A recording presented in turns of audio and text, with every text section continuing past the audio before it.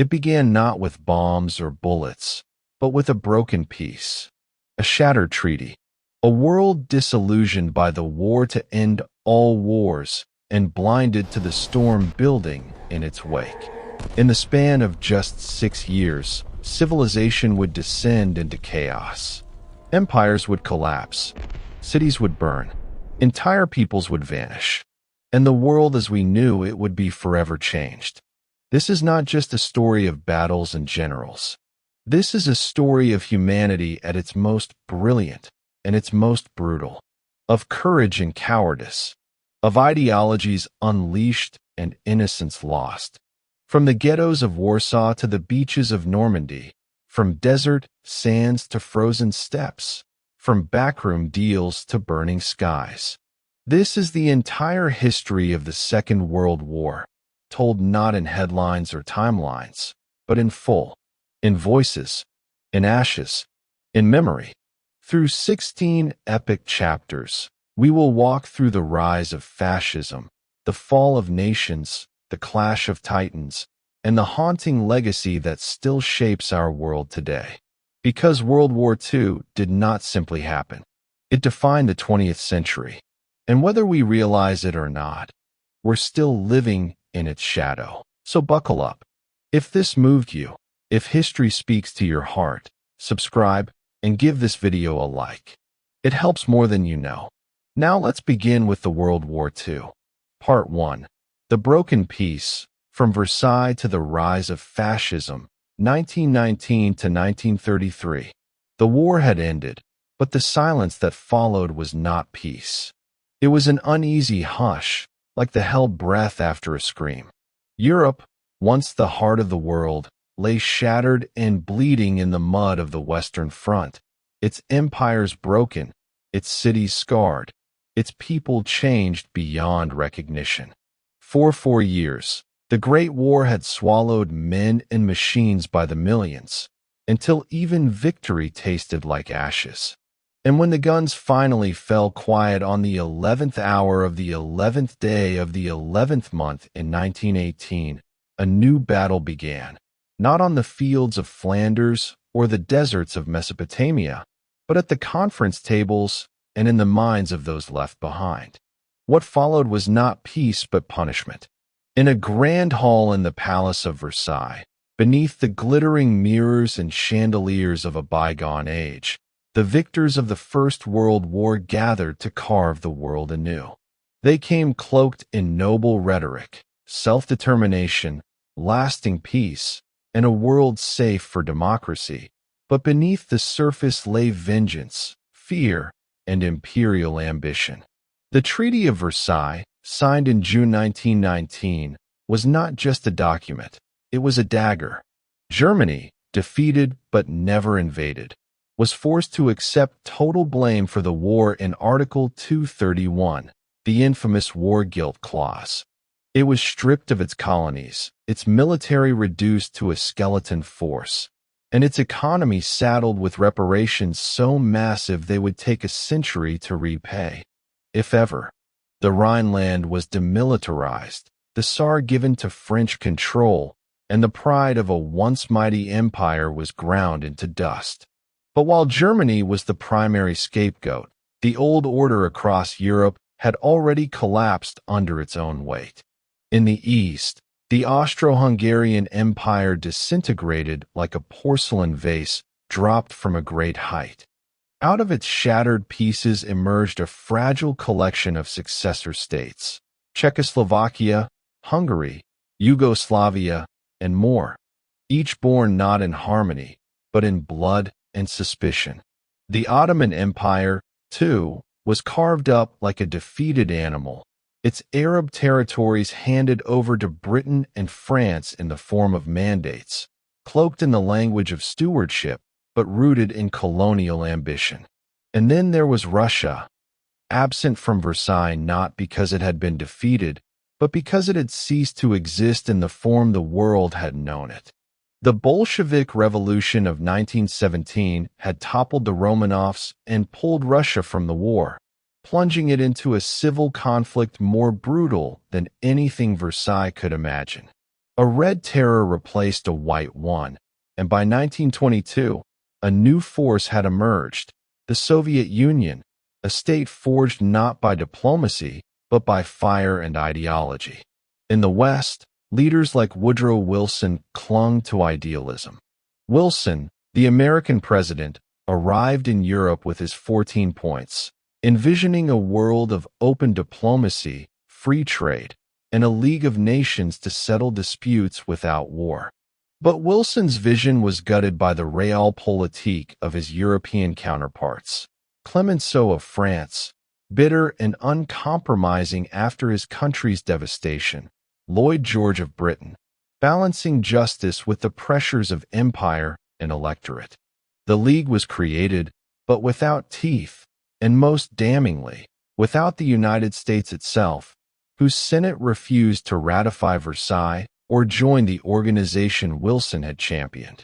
Thus, the post-war world was built on contradictions. Peace was declared, but war never truly ended.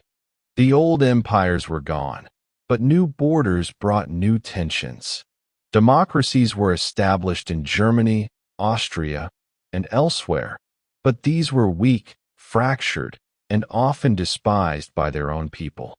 Economic ruin stalked the continent, and the war's psychological wounds festered in silence.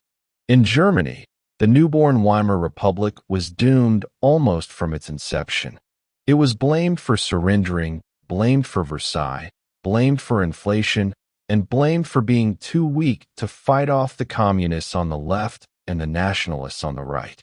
Its first years were marked by attempted coups, first from communists in 1919, then from right-wing Freikorps in the Kapp Putsch of 1920. The economy spiraled into chaos, culminating in the hyperinflation of 1923, when a loaf of bread could cost billions of marks and middle-class families saw their savings vanish overnight. This era, marked by humiliation and collapse, created fertile ground for new voices. Some whispered of restoration, others shouted of revolution, and one, a failed Austrian artist with a soldier's uniform and a burning hatred of Versailles, began to find his voice. Adolf Hitler emerged not from the corridors of power, but from the beer halls of Munich, where conspiracy theories and wounded pride mingled freely. In 1923, he led a doomed uprising, the beer hall putsch, which ended in failure and prison. But in that prison cell, Hitler wrote a book, Mein Kampf. It was part autobiography, part blueprint for the future. Within its pages lay the dark heart of what was to come, anti-Semitism, Lebensraum, and a vision of Germany reborn not through peace, but through conquest and racial purity. Elsewhere, the world fared no better. Italy, though on the winning side, felt betrayed by Versailles, denied the territorial spoils it had been promised. Its post-war years were marred by strikes, inflation, and political violence. Into this chaos marched Benito Mussolini and his black shirts, preaching nationalism, order, and empire. In 1922, the March on Rome brought Mussolini to power, and the world witnessed the birth of fascism, not yet recognized as a global contagion, but already infectious. Japan, too, had emerged from the war with ambition. It had seized German possessions in the Pacific and demanded racial equality in the League of Nations, a proposal quietly dismissed by the Western powers. The snub did not go unnoticed. In the 1920s, Japan appeared to play by the rules, attending disarmament conferences and joining the League.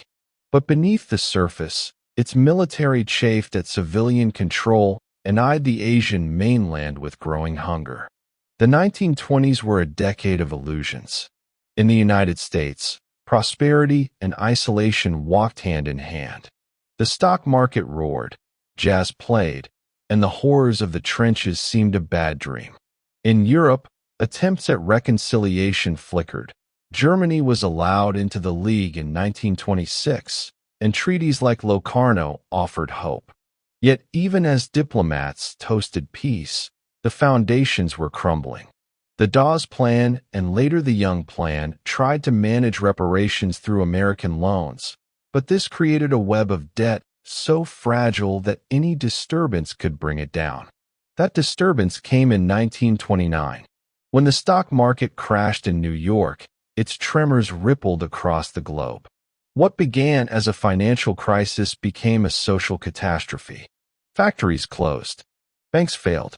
Unemployment soared. In Germany, where the economy was already on a knife's edge, the effects were catastrophic.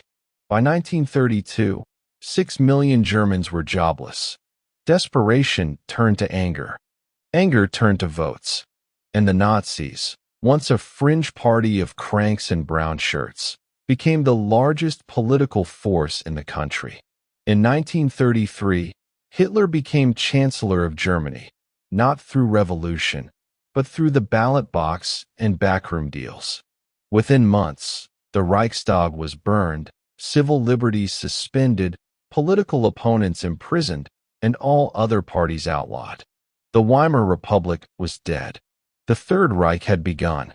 The world had watched the post-war era unfold with hope, and then with unease. Now it would watch with dread. What had begun as a broken peace was becoming something darker, a gathering storm, a rearrangement of the world not through negotiation, but through force. The League of Nations, the treaties, the promises, they were paper shields against a tide of steel. And so, as 1933 drew to a close, a new chapter of history was opening. It would not be written in diplomacy, but in blood. The war to end all wars had merely been the prologue. The true war had not yet begun. Part 2, Shadows of War, Japan's Empire and the World Ignored, 1931 to 1937. The Second World War did not begin with German tanks rumbling into Poland. It began in silence, overlooked, dismissed, and ignored by a world that had grown weary of vigilance. Long before Hitler's Reich rearmed, long before Mussolini invaded Ethiopia, and long before Neville Chamberlain waved his slip of paper promising peace, war had already returned. It began in Asia, under the rising sun of Imperial Japan, where ambition and ideology combined with military zeal to light a fuse that would eventually set the globe ablaze. In the autumn of 1931, the first shots were fired, not in Europe, but in the windswept plains of Manchuria. It was there, on a stretch of railway near the city of Mukden, that an explosion tore through the tracks owned by Japan's South Manchuria Railway Company. The damage was minimal. Trains could still pass. But that was never the point. The explosion was a pretext, a false flag operation staged by junior officers of Japan's Guandong Army.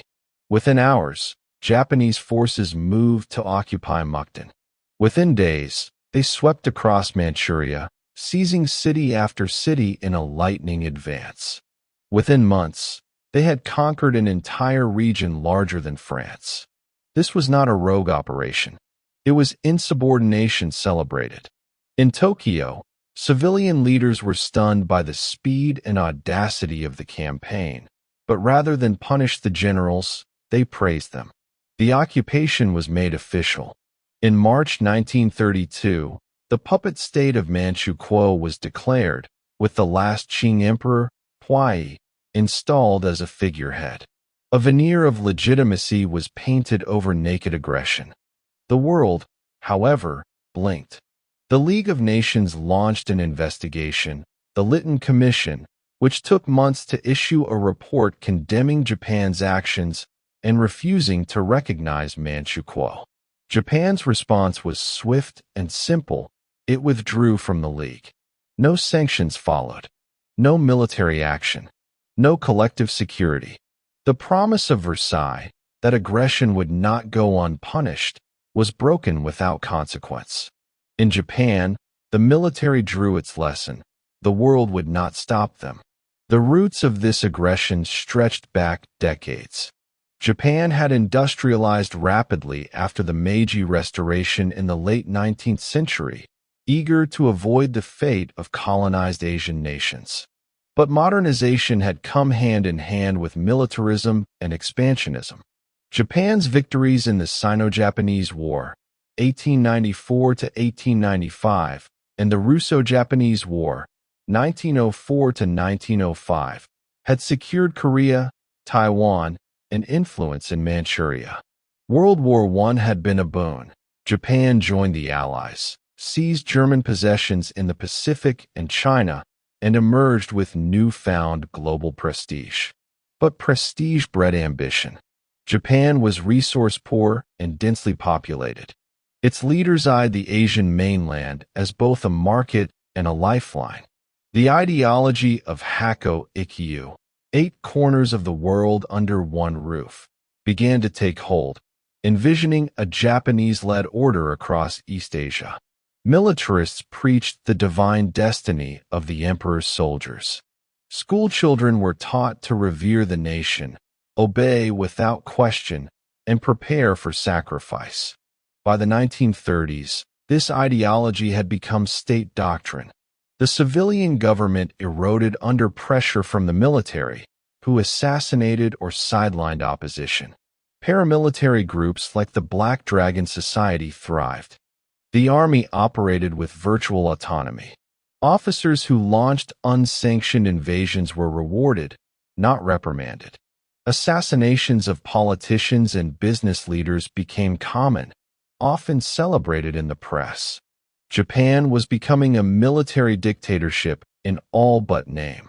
And in 1932, Tokyo itself became a battlefield. On May 15th, a group of young naval officers and army cadets stormed the residence of Prime Minister Inukai Tsuyoshi and shot him dead. His crime: opposing militarism and criticizing the invasion of Manchuria. The assassins were arrested, but treated as heroes by many. Their light sentences were a message to Japan's civilian government. You are no longer in control. While Europe distracted itself with the crises of the Great Depression, Japan deepened its hold on Manchuria, building railways, factories, and military bases. Japanese settlers flooded the region, displacing Chinese peasants. Resistance was brutally crushed. Bandit hunting campaigns often amounted to wholesale massacres. Cities like Harbin and Changchun became showcases for imperial propaganda. Order, development, modernity, all under the flag of the rising sun. But beneath the surface, resentment simmered. Chinese nationalists, already locked in civil war with the communists of Mao Zedong, found common cause in opposing Japan. Leaders like Chiang Kai-shek, head of the Kuomintang, KMT, walked a perilous tightrope, fighting communists on one front, appeasing the Japanese on another, all while struggling to hold together a fractured and war-torn China. Japan's next move came not in China, but in its own capital. In 1936, the February 26th incident, a coup attempt by radical young officers, shook the foundations of the government. They stormed the heart of Tokyo, assassinating key officials and occupying ministries, calling for a Showa restoration under the emperor. The coup failed, but the message endured. The military now ruled, not through consensus but through fear. From then on, politicians who opposed expansionism did so at their peril.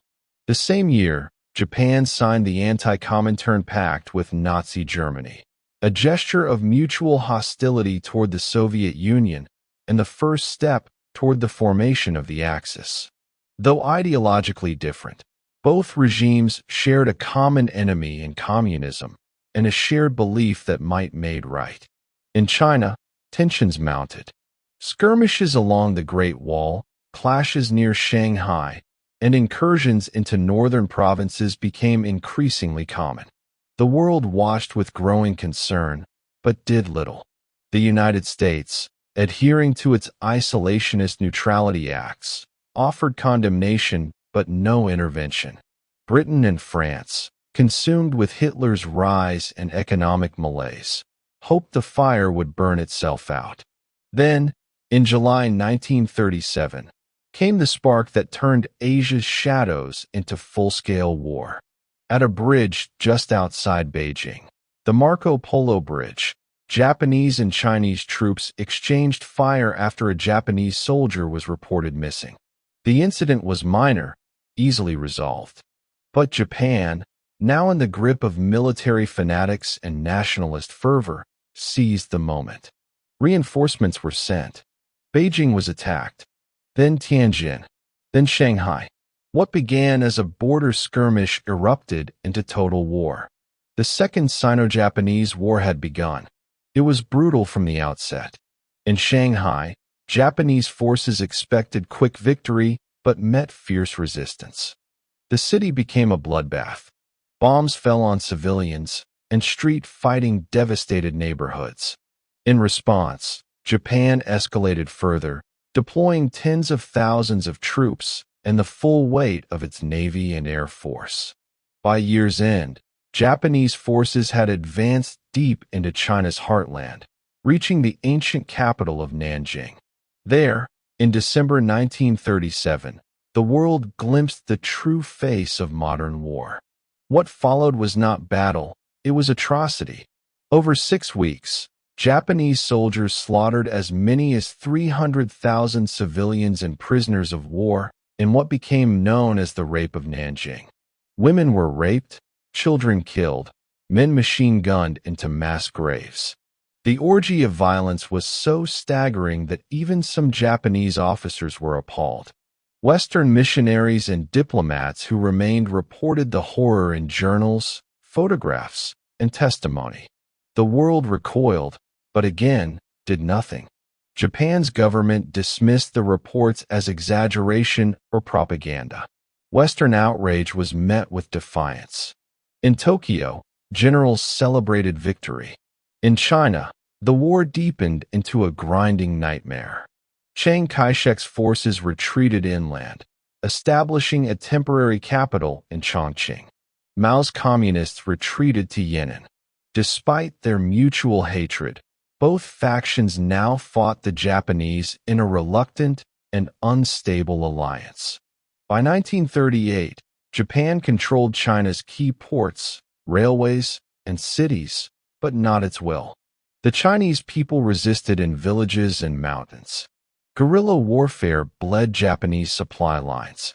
Every victory brought more land to police, more resistance to crush. Japan's dream of a quick conquest dissolved into a quagmire. And yet, the wider world continued to look away. In the West, the unfolding catastrophe in Asia remained peripheral. Europe was consumed by the rise of Hitler, his reoccupation of the Rhineland, his annexation of Austria, his threats to Czechoslovakia.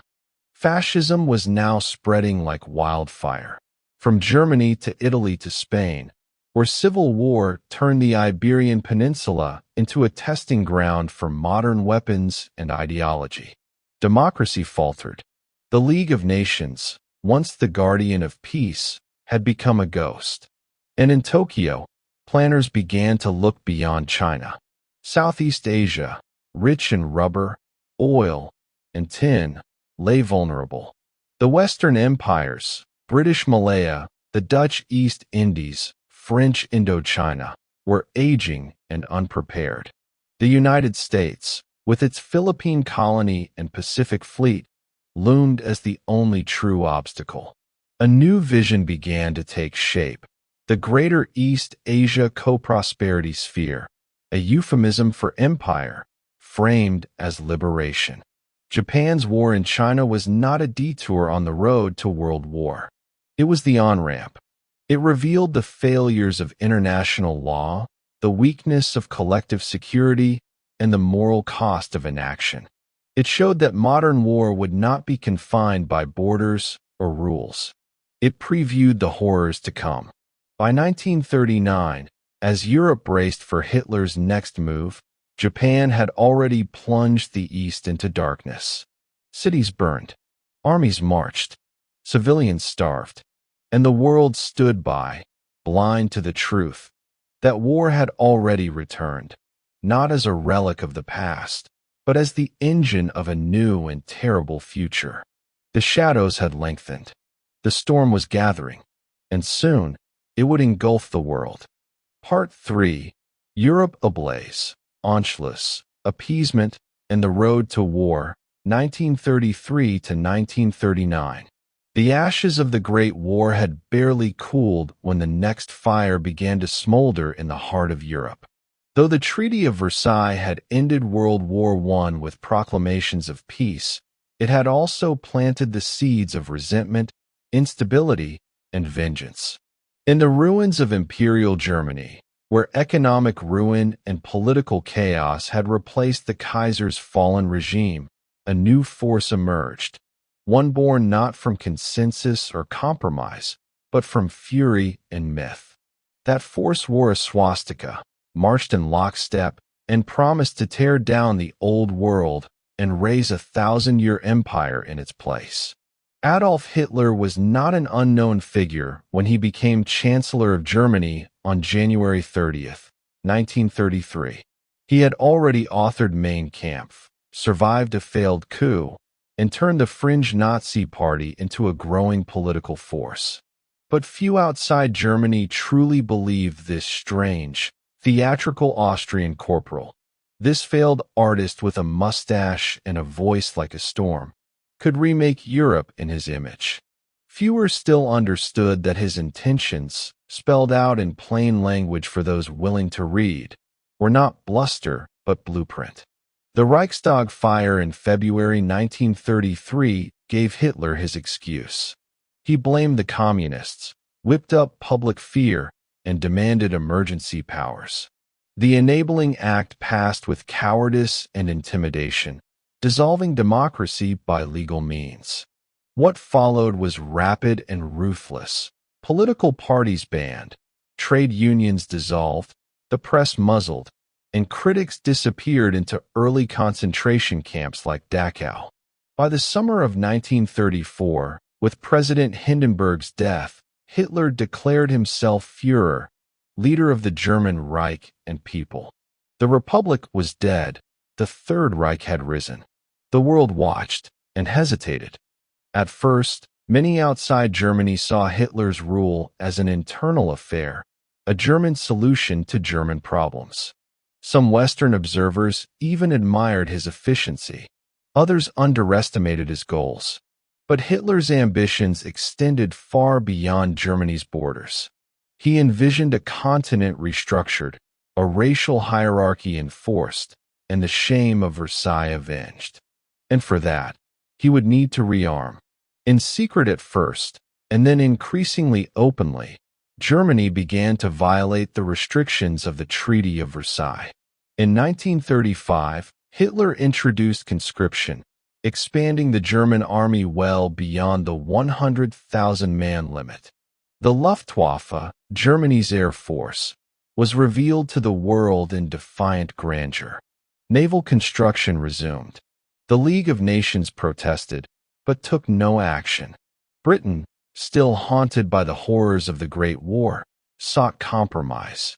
In June 1935, it signed the Anglo-German Naval Agreement, effectively giving Germany permission to rebuild its navy to 35% the size of Britain's. It was appeasement by ink, an attempt to tame the lion with treaties. But Hitler was not satisfied. In March 1936, he sent German troops into the Rhineland, a demilitarized zone meant to serve as a buffer between Germany and France. The gamble was enormous. The German army was not yet strong enough to withstand French retaliation. Hitler later admitted that had France marched, he would have retreated. But France did not march. Britain advised restraint. And so, without firing a shot, Hitler reclaimed the Rhineland and tested the West's resolve. He found it wanting. This victory emboldened him. With each success, Hitler's popularity surged. German factories roared back to life, driven by rearmament. The economy rebounded. National pride was restored. But underneath the surface, the regime darkened. The Nuremberg laws of 1935 stripped Jews of citizenship, forbade intermarriage, and laid the foundation for a new era of racial persecution. Book burnings and ideological education redefined German culture. Opposition voices vanished. The Gestapo listened. Fear spread. Elsewhere in Europe, the disease of dictatorship metastasized.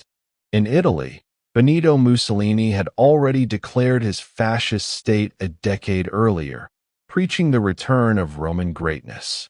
In 1935, Mussolini invaded Ethiopia, using chemical weapons and air raids to crush a vastly outmatched African empire.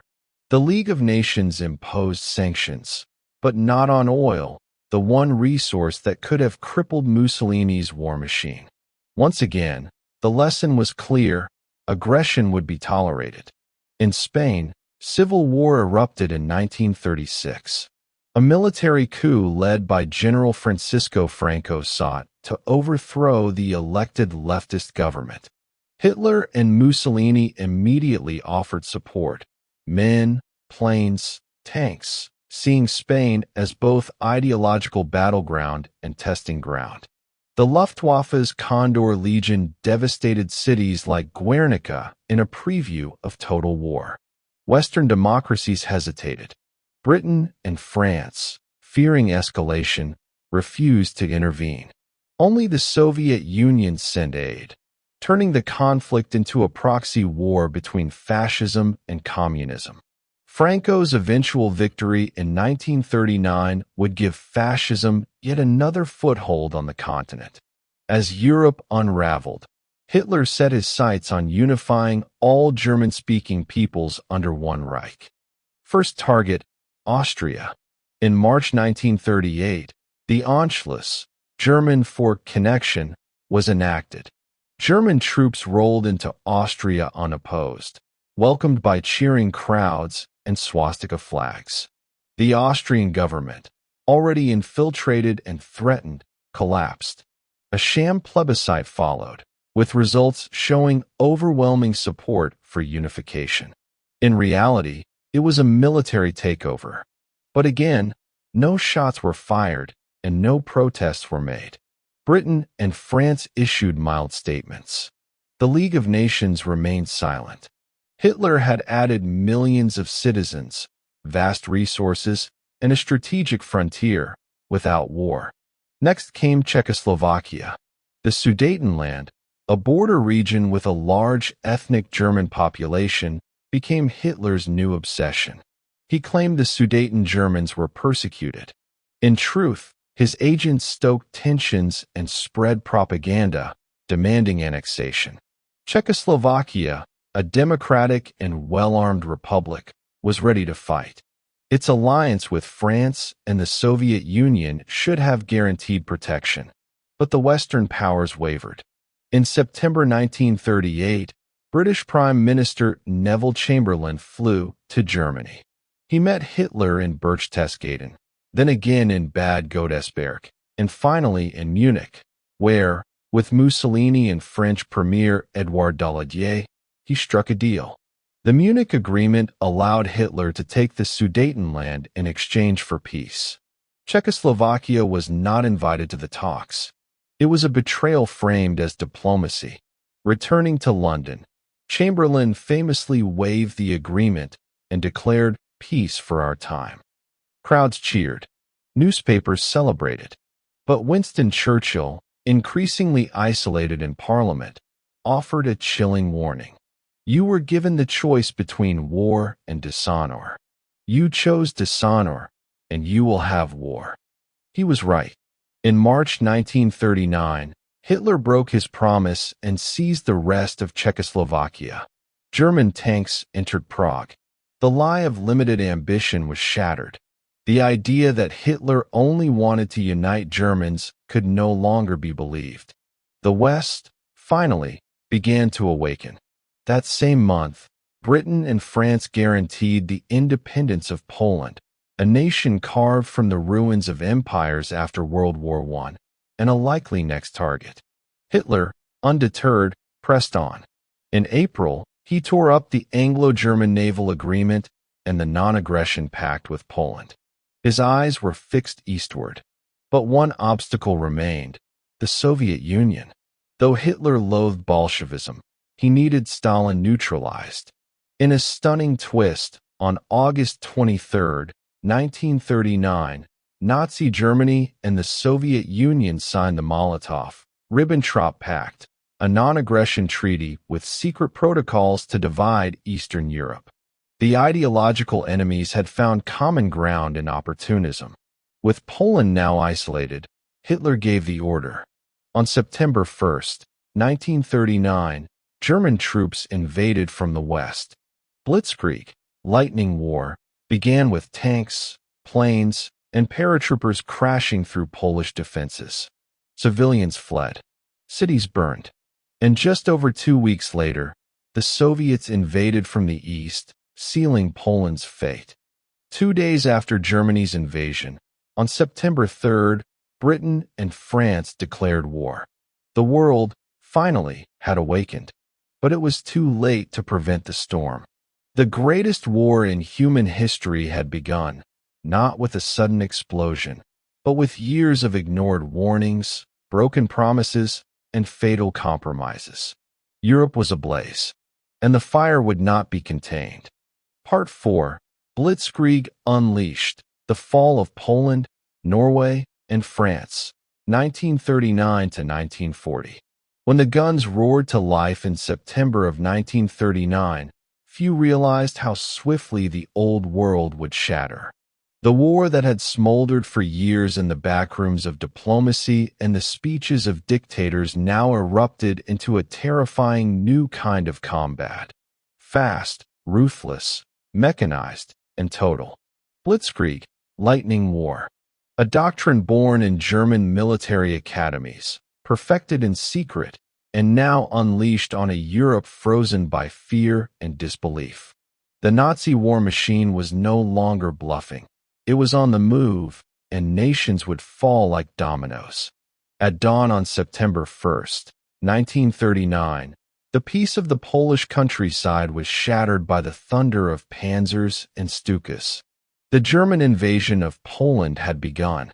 Though Germany had staged a false flag operation at the Gliwice radio station to paint Poland as the aggressor, the truth was clear.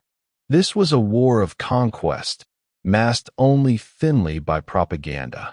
Waves of tanks and mechanized infantry rolled across the Polish border, striking with calculated speed and coordination. Overhead, dive bombers screamed from the sky, sowing terror and destruction along rail lines, roads, and fleeing civilian columns. The Wehrmacht's three-pronged assault drove in from East Prussia in the north, Silesia in the south, and Germany proper in the west, aiming to meet in a pincer movement that would decapitate the Polish state before it could properly mobilize. Poland resisted valiantly. Its army, though courageous, was outmatched and underprepared. With cavalry facing tanks, outdated artillery confronting modern armor, and an air force largely destroyed on the ground, Poland was outgunned on every front. Cities like Lodz and Krakow fell rapidly. Refugees clogged the roads. Communication broke down. Yet still, Polish units fought on, in forests, in trenches, even in the streets of Warsaw, which would hold out heroically under bombardment. On September 17th, the final dagger was plunged. The Soviet Union, in accordance with the secret protocol of the Molotov-Ribbentrop Pact, invaded Poland from the east. The Red Army swarmed across the border, claiming to protect ethnic Ukrainians and Belarusians. In reality, enacting Stalin's share of the Polish corpse. Trapped between two totalitarian giants, Poland's fate was sealed. On September 27th, Warsaw fell.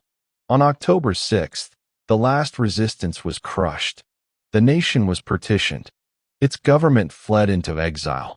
Its people, Poles, Jews, Ukrainians, Belarusians, now faced occupation, repression, and the brutal machinery of both Nazi and Soviet regimes. Britain and France, bound by treaty to defend Poland, declared war on Germany on September 3rd. Yet their armies did not move. The Western Front, still echoing with the ghosts of 1914 to 1918, remained eerily quiet. This was the phony war, the Sitzkrieg, a period of waiting, where Allied troops dug into old trenches and civilians prepared for air raids that never came. In Paris and London, leaders hoped that Hitler might still be contained. But Hitler was already looking north. In the spring of 1940, the war burst into motion again, this time in Scandinavia. The target was Norway, rich in strategic importance. The iron ore vital to German industry flowed from Sweden, and during winter months, it passed through the ice-free Norwegian port of Narvik. If Britain could cut off that flow, Germany would be crippled. If Germany secured it, the Reich would be fortified for years. Operation Weserübung, the invasion of Denmark and Norway, was launched on April 9, 1940. Denmark, flat and defenseless, was taken in a single day. Norway proved tougher. German troops landed at multiple ports, Oslo, Bergen, Trondheim, Narvik, supported by naval and air forces. The Norwegian army resisted, and British and French forces rushed to help. In the north, fierce fighting raged around Narvik, where the Allies temporarily gained the upper hand. But political chaos in Britain, culminating in the resignation of Prime Minister Neville Chamberlain and the rise of Winston Churchill, undercut coordination. With Germany invading France, troops were pulled from Norway. The country was left to fall. King Haakon VII fled to Britain, and Norway joined the list of occupied nations. The German conquest of Norway had consequences beyond its borders. It showcased the reach of Nazi power. It gave Hitler access to Atlantic naval bases. And it cost him. The Kriegsmarine suffered heavy losses, including many destroyers and cruisers, which would weaken German sea power for years to come. But for Hitler, these were acceptable costs. His eyes were now set on the real prize, France. The invasion of France was not merely a military operation. It was Hitler's grand test. Defeating France, the mightiest of the Western Allies, would not only avenge the humiliation of 1918, but also knock Britain to the edge of the continent. The plan was bold and unorthodox. The Allies expected a repeat of the First World War, a German assault through Belgium into northern France. Accordingly, the Franco-British armies moved north to meet that threat. But Hitler, advised by General Erich von Manstein, chose a daring alternative. While feinting through Belgium, the real blow would come through the Ardennes, a forested, hilly region long considered impassable for tanks. It was there, on May 10, 1940, that Blitzkrieg struck again. Germany unleashed Fall Gelb, Case Yellow. The Luftwaffe bombed airfields, roads, and railways. Paratroopers seized key positions. The Panzer divisions, led by commanders like Heinz Guderian, raced through the Ardennes, crossing the Meuse River and punching into the French rear. By May 15th, the German spearheads had broken through. The Allies, still reacting to the feint in Belgium, were caught off guard. The French High Command, inflexible and slow, failed to grasp the speed of the German advance. Then came the breakthrough. The German tanks raced to the English Channel, slicing through France like a scythe. The Allied forces in Belgium, including the British Expeditionary Force, BF, were cut off. Encircled near the northern coast, their only hope was retreat. The Germans, confident of victory, paused, a mysterious decision that gave Britain time. From May 26th to June 4th, the miracle of Dunkirk unfolded. Operation Dynamo. Hundreds of naval vessels, ferries, fishing boats, and civilian yachts crossed the English Channel under constant air attack. From the beaches of Dunkirk, over 330,000 Allied soldiers were rescued. It was a retreat, yes, but also a deliverance. Britain had lost its equipment, but saved its army. The French, however, were left behind. With the north lost, German forces surged south. Paris fell on June 14th. The French government, demoralized and divided, collapsed. Marshal Philippe Pétain, the hero of Verdun, took power and sued for peace. On June 22nd, in the same railway carriage where Germany had surrendered in 1918, France was forced to sign its own armistice. Hitler stood triumphant, savoring the moment of revenge. France was divided. The North and West, including Paris, fell under direct German occupation. The Southeast became Vichy France, a nominally independent regime that collaborated with the Nazis. The French Empire remained split, its loyalties uncertain. Charles de Gaulle, a little-known brigadier general, fled to London and declared the birth of Free France. His voice, transmitted over BBC radio, called for resistance. But for now, resistance was a whisper. In just 6 weeks, Hitler had achieved what Kaiser Wilhelm never could. Poland, Denmark, Norway, Belgium, the Netherlands, Luxembourg, and France had fallen. The Nazi eagle now stretched from the Arctic Circle to the Pyrenees. But one foe remained unconquered. Across the narrow channel of water that had thwarted so many would-be invaders before, Britain stood alone. The storm clouds gathered once again. Blitzkrieg had swept Europe, but the Battle of Britain and the world beyond now awaited. Part 5. Britain Stands Alone.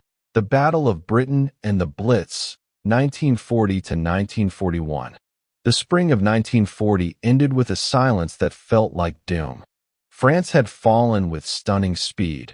The Low Countries crushed, Scandinavia subdued. In just weeks, Adolf Hitler's armies had stormed across Europe like a tempest, leaving behind the wreckage of nations and the roar of triumphant parades beneath swastika banners. And now, there was only Britain, alone, battered, resolute. For the first time in 1,000 years, the British Isles stood under the immediate shadow of invasion. The English Channel, that narrow gray ribbon of water, no longer seemed a guarantee of safety. In fact, it was all that remained. Across the water, the Nazi regime was preparing for the kill. Operation Sea Lion, Hitler's code name for the invasion of Britain, was in development.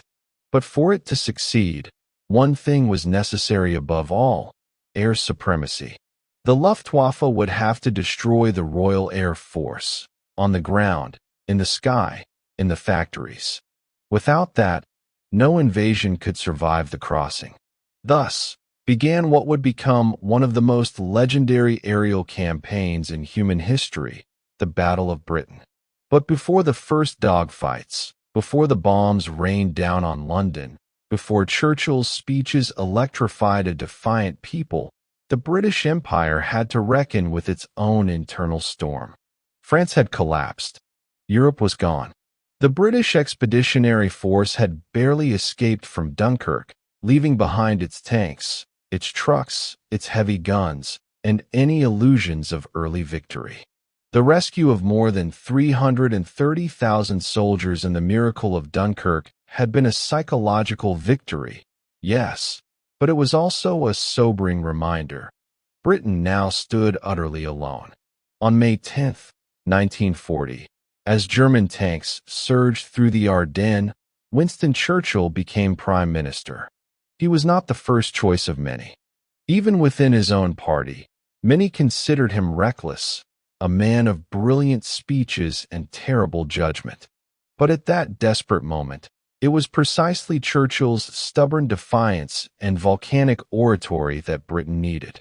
When he stood before Parliament days later and said, "I have nothing to offer but blood, toil, tears, and sweat," He spoke not in platitudes, but prophecy. Britain's very survival now hung on resolve, and on the men and women who would take the war to the air. In July 1940, the Luftwaffe began its offensive. Their strategy was methodical. Destroy coastal radar stations, then airfields and aircraft factories, then target the RAF itself until it crumbled. With the RAF out of the skies, German ships and barges could cross the Channel, and Britain would be crushed. The opening phase, known to the Germans as Adlertag or Eagle Day, was designed to sweep British defenses from the southern coast. But it quickly became clear the RAF would not yield easily. Britain's air defense system was one of the most advanced in the world. It combined early warning radar, still in its infancy but functional, with a system of observer corps, centralized command centers, and efficient fighter squadrons. The RAF's fighter command, led by the unflappable Air Chief Marshal Hugh Dowding, coordinated the defense with grim efficiency. While outnumbered, the RAF had advantages. They were fighting over home soil. Their pilots could return to base after combat, and the two main fighter planes in British hands, the Hawker Hurricane and the sleek, deadly Supermarine Spitfire, were formidable opponents. What followed was 3 months of relentless, often daily aerial combat. The skies over southern England became a deadly ballet of contrails and cannon fire. Spitfires and Hurricanes scrambled from fields across the country to intercept waves of German bombers escorted by Messerschmitt Bf 109s. Civilians looked upward and saw the future of their nation being decided above them. Dogfights like flocks of birds clawing at one another in the heavens, vapor trails tracing the geometry of life and death. The Luftwaffe, for all its might, made a crucial error. Believing the RAF to be near collapse in early September, German strategy shifted. After a British bombing raid on Berlin, an enraged Hitler ordered the Luftwaffe to turn its attention to London and other major cities. This marked the beginning of the Blitz. For 57 consecutive nights, German bombers hammered London. Explosions ripped through homes and churches, hospitals and schools. Fires lit the skyline red, and the city trembled under thousands of tons of bombs. But instead of breaking British morale, the Blitz hardened it. In shelters and subway stations, in pubs and firewatch posts, the British endured. They sang, they cursed, they fought fires and dug out rubble. In the worst hours, they found a unity that no leader could manufacture. Churchill walked the smoldering ruins of East London and declared to the nation, "We shall never surrender." That defiance became a flame no bombing could extinguish. The British people, from factory workers to pilots to school children, were now part of a total war, fighting not just for territory, but for civilization itself. Back in the skies, the RAF held the line. Though the Hurricane was the workhorse of fighter command, solid, dependable, easier to produce, it was the Spitfire that became legend. Its elliptical wings, Rolls-Royce Merlin engine, and nimble handling made it a match for any German fighter. RAF pilots, some still in their teens, faced staggering odds. Many would die within weeks of first taking flight. They were the few, as Churchill famously called them, and their valor lit the path for the many who followed. By October, the tide had turned. The Luftwaffe, bleeding pilots and planes, could not achieve air supremacy. The RAF had survived. Operation Sea Lion was indefinitely postponed. Hitler had lost the first major battle of the war. The skies above Britain belonged to the defenders. Yet the war was far from over. The Blitz continued through the winter of 1940 and into 1941. Coventry, Liverpool, Birmingham, Sheffield, city after city burned. Over 40,000 civilians were killed. Homes, cathedrals, entire neighborhoods were obliterated. Children were evacuated to the countryside. Entire families slept underground in the tube system. Fire brigades worked day and night. Yet life continued. Parliament met in bunkers. Music halls reopened between raids. Rationing grew tighter, yet black market whispers grew louder. Every corner of the nation bore the marks of war. In these same months, Churchill began a new battle, one for the soul of America. He knew that Britain, alone, could not win a long war against the Axis. Its industry, manpower, and finances were already strained. It needed help, and fast. Across the Atlantic, President Franklin D. Roosevelt faced his own dilemma. American public opinion remained largely isolationist. The trauma of World War I still hung heavy in American hearts. But Roosevelt understood the stakes. He moved cautiously, cleverly. First came cash and carry. Britain could buy American arms if it paid up front and transported them itself. Then, in March 1941, the real breakthrough, the Lend-Lease Act. The United States would now supply Britain with war material, tanks, planes, food, fuel, on the promise that it would be repaid after the war. As Roosevelt put it, "Suppose my neighbor's house is on fire. I don't say, 'Neighbor, you have to pay me $15 for my garden hose.' I let him borrow the hose and take it back when the fire is out." America was not yet at war, but the arsenal of democracy had begun to awaken. Churchill and Roosevelt, though distant in geography, formed one of history's most consequential partnerships. They wrote letters, exchanged envoys, and shared a vision, not merely of defeating Hitler, but of reshaping the post-war world. In August 1941, off the coast of Newfoundland, they met in secret aboard warships and issued the Atlantic Charter, a bold statement of shared principles, self-determination, disarmament, economic cooperation, and a world free from tyranny. By the autumn of 1941, the battle for Britain had expanded far beyond its skies. British commandos launched daring raids on Nazi-held coasts. The Royal Navy patrolled dangerous Atlantic routes, hunted by U-boats. The RAF began strategic bombing raids deep into Germany. Intelligence officers cracked the Enigma code at Bletchley Park, giving Britain a critical edge. Even as bombs still fell, Britain had ceased merely surviving. It had begun to strike back. Yet Hitler's gaze was already shifting. His obsession turned eastward to the vast, open lands of the Soviet Union. The temporary alliance with Stalin, forged in the cynical pact of 1939, now seemed disposable. In Hitler's mind, the war would be truly won not in London, but in Moscow. Living space, Lebensraum, was his goal, and he would gamble everything on it. But before the Wehrmacht rolled toward the steppes, before the snows of Russia slowed the panzers, Hitler needed to ensure that Britain remained contained. That meant extending his reach south and east into the Balkans and the Mediterranean. It meant forging closer ties with Japan. It meant war was about to become global. Britain, still alone in Europe, braced for whatever came next. Part 6. The Global War Ignites. North Africa, the Mediterranean, and Barbarossa, 1941 to 1942. By the early months of 1941, the war in Europe had settled into a kind of cruel rhythm. Britain still stood defiant, her skies cleared of German bombers, her people scarred but unbroken after the Blitz. Across the continent, Hitler's iron grip tightened. Norway, the Low Countries, France, and much of Central Europe lay crushed beneath the Nazi boot.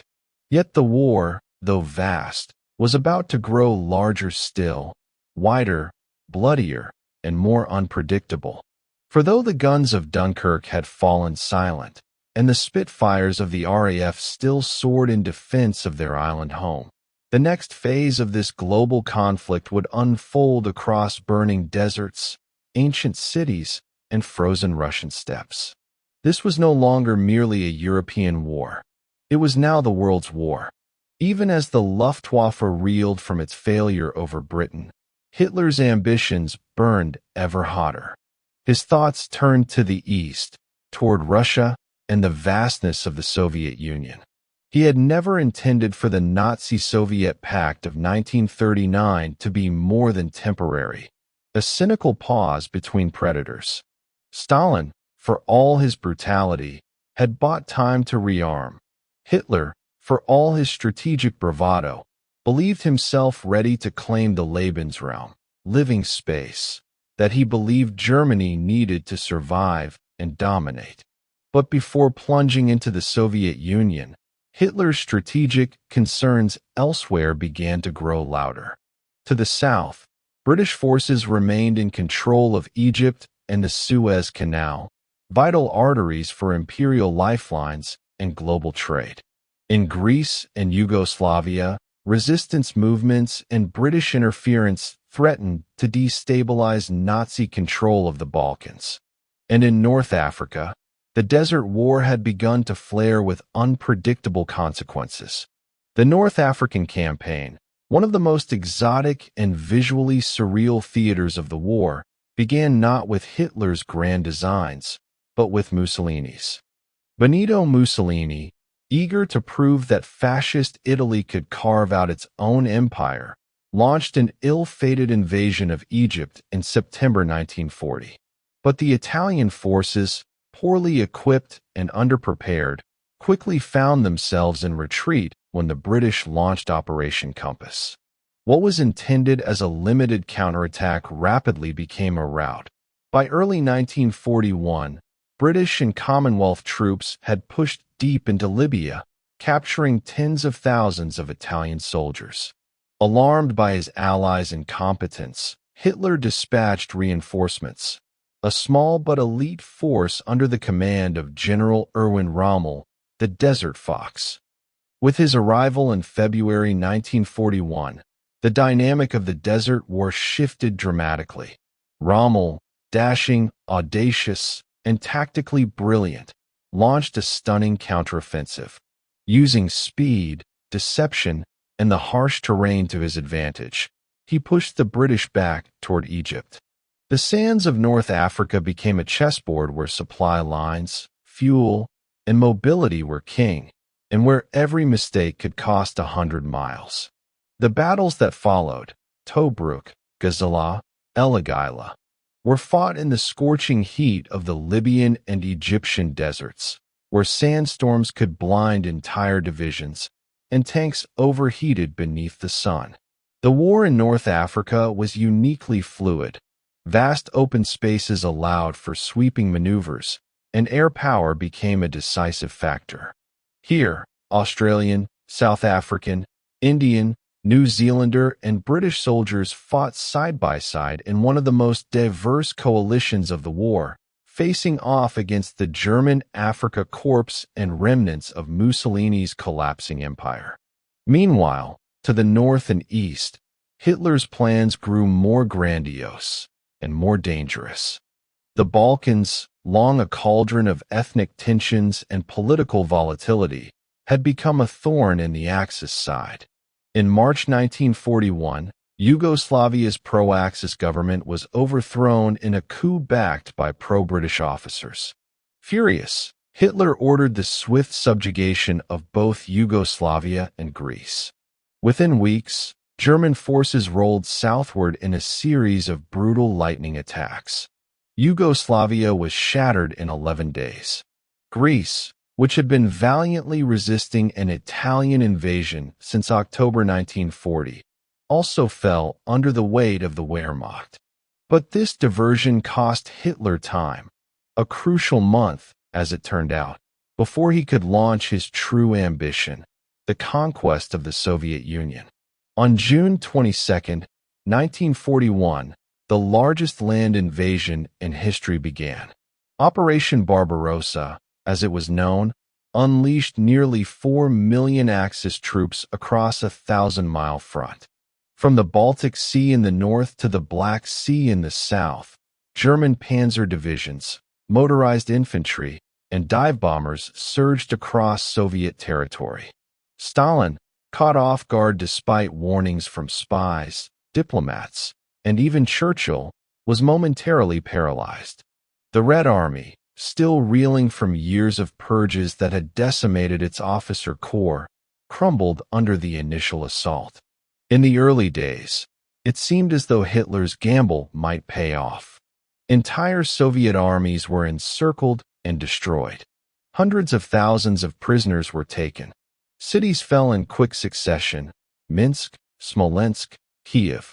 German columns pressed eastward with astonishing speed. The plan was clear: Moscow by autumn, the Soviet Union shattered by year's end.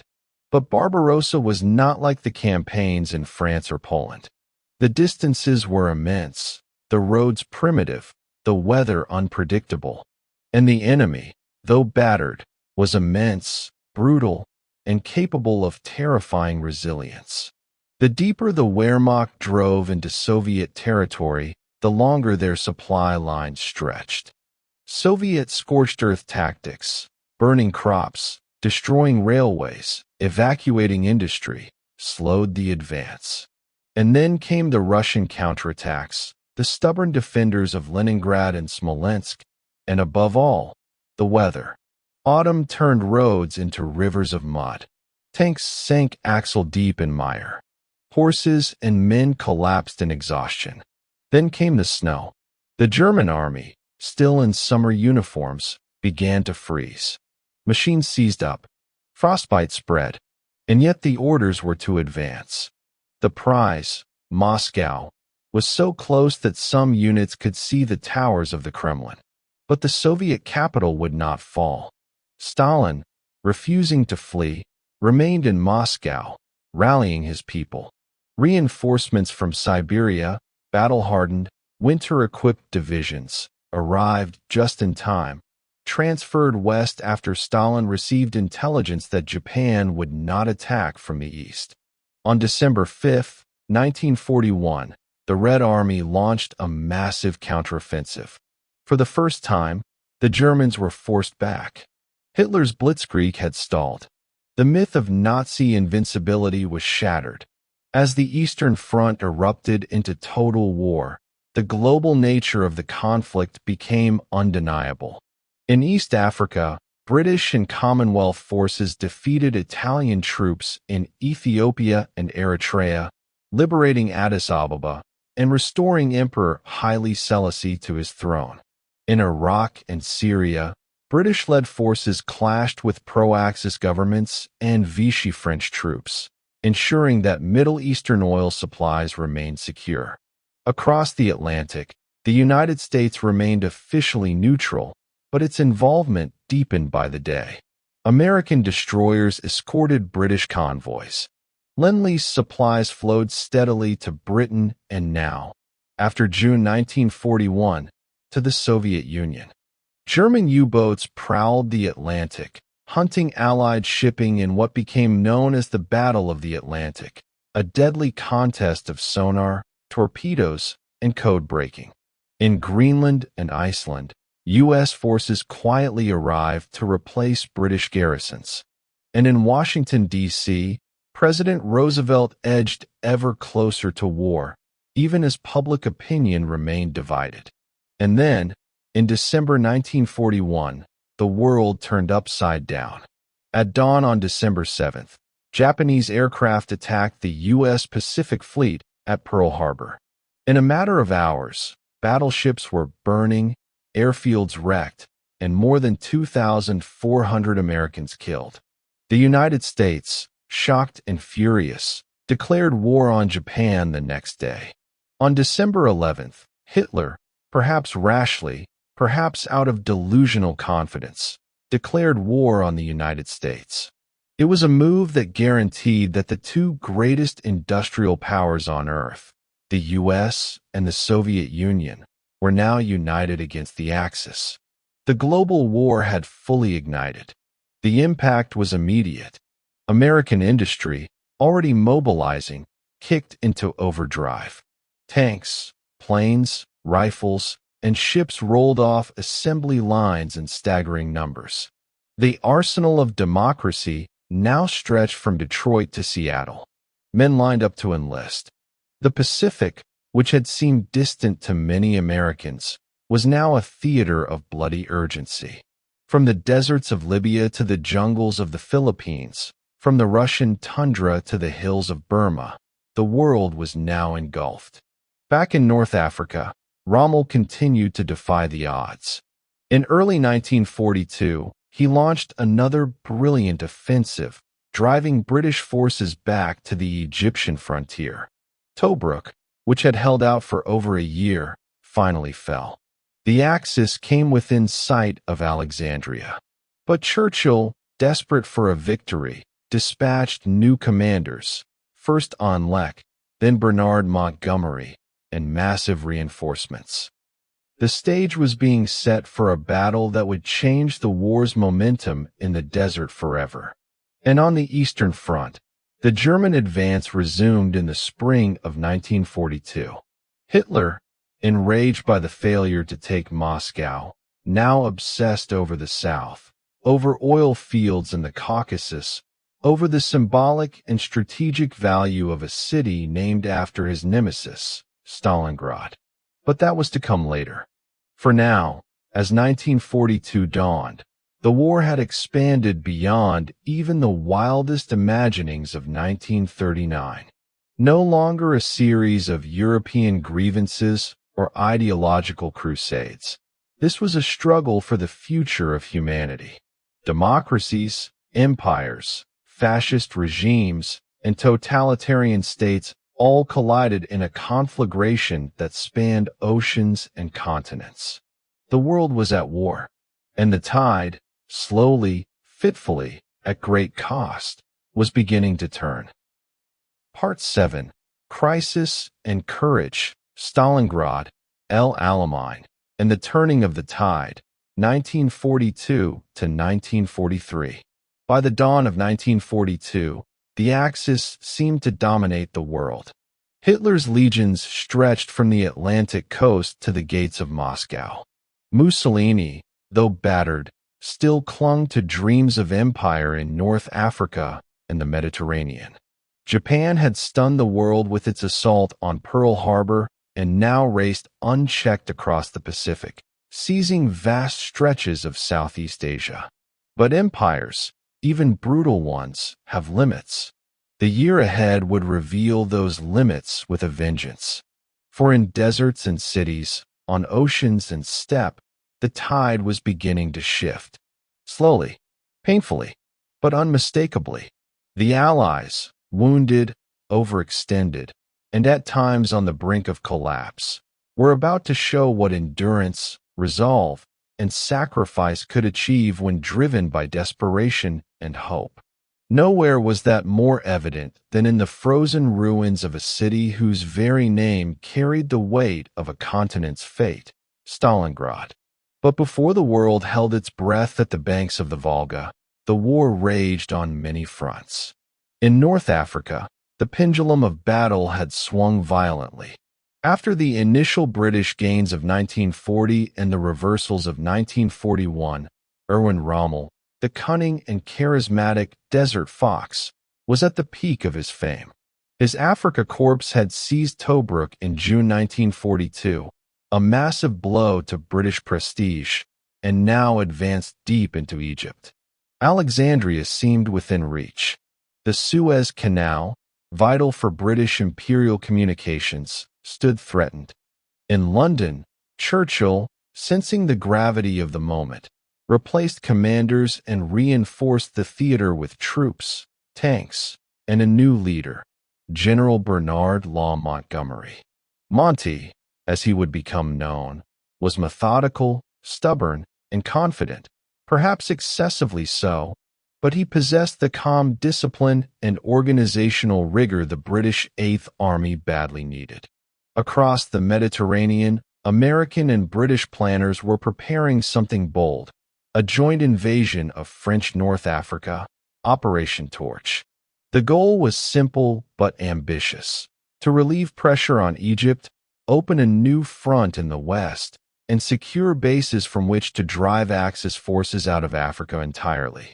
It would also be the first major American ground engagement against Axis forces, testing the green troops of a nation just beginning to understand the price of global war. But the most ferocious drama of the year was unfolding far to the east, in the Soviet Union. After the failure to capture Moscow in late 1941, Hitler had recalibrated his ambitions.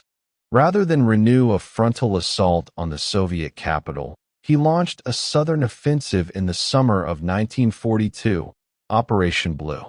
Its objective: the oil fields of the Caucasus, the breadbasket of Ukraine, and most fatefully, the city of Stalingrad, a key industrial hub on the Volga River and a symbol, both for Hitler and Stalin, of power and pride.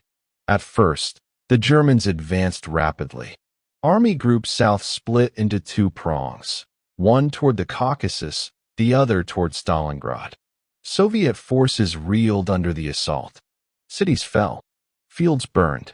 But Stalin, despite his brutal paranoia and often disastrous micromanagement, had learned something from 1941. The Soviets would no longer collapse. They would resist, inch by inch, street by street, with a ferocity that stunned even the battle-hardened Wehrmacht. By August 1942, German troops reached the outskirts of Stalingrad. What followed was not merely a siege, it was a slow-motion apocalypse. The Luftwaffe bombed the city into rubble, but the rubble became a fortress. Soviet troops dug in among the ruins, turning basements, sewers, and shattered factories into redoubts of resistance. Fighting was unimaginably brutal. Hand-to-hand combat in collapsed buildings, sniper duels in half-ruined grain elevators, artillery strikes that never seemed to stop. The Germans, led by General Friedrich Paulus, threw wave after wave into the cauldron. They captured much of the city, including symbolic positions like the Red October factory and the central train station. But they could not eliminate the Soviet defenders, who clung desperately to a narrow strip of land along the Volga. Supplies arrived only by boat, often under fire. Casualties mounted on both sides. And then, in November, the trap was sprung.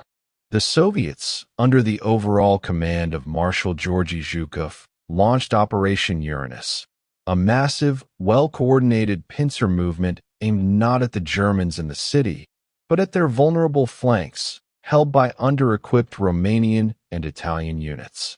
Within days, the Red Army had encircled the entire German Sixth Army. More than 250,000 Axis troops were trapped in what became known as the Stalingrad Kessel, the cauldron. Hitler, against the advice of his generals, forbade a breakout. He ordered Paulus to hold fast. He promised supplies by air, a logistical impossibility given the harsh winter and Soviet anti-aircraft fire. The Luftwaffe failed to deliver. Hunger, cold, and disease ravaged the trapped army. Ammunition ran low. The once proud Sixth Army began to collapse. On January 31st, 1943, Paulus, recently promoted to Field Marshal, in Hitler's logic, a rank no German officer had ever surrendered in, laid down arms. 2 days later, the last remnants surrendered. Over 90,000 Axis troops were taken prisoner. Fewer than 6,000 would ever return home. The psychological impact was incalculable. For the first time, a major German army had been utterly destroyed. Stalingrad became a symbol, not only of Soviet endurance, but of Nazi overreach. But while the Eastern Front held the world's attention, the battles in North Africa reached a critical turning point of their own. In October 1942, Montgomery launched the Second Battle of El Alamein. Unlike Rommel's lightning strikes, Montgomery's offensive was deliberate and methodical, built on overwhelming firepower and meticulous planning. The desert lit up with artillery barges. British and Commonwealth forces advanced behind walls of tanks and shells. Despite fierce German resistance, the Axis line cracked. Churchill, famously, declared, "Before Alamein, we never had a victory. After Alamein, we never had a defeat." It was not only a military triumph, but a psychological one. Rommel's aura of invincibility was shattered. Simultaneously, Operation Torch unfolded on the opposite end of North Africa. On November 8, 1942, American and British forces landed in Morocco and Algeria. Though the region was under control of Vichy France, resistance proved lighter than feared. In some places, local commanders switched sides. In others, brief but sharp skirmishes erupted. Crucially, Torch opened a new pincer against Rommel, who now found himself squeezed between British forces advancing from the east and American-led forces from the west. By early 1943, Axis forces were in full retreat. The Tunisian campaign became a grim struggle of attrition, with Germany pouring in reinforcements to delay the inevitable.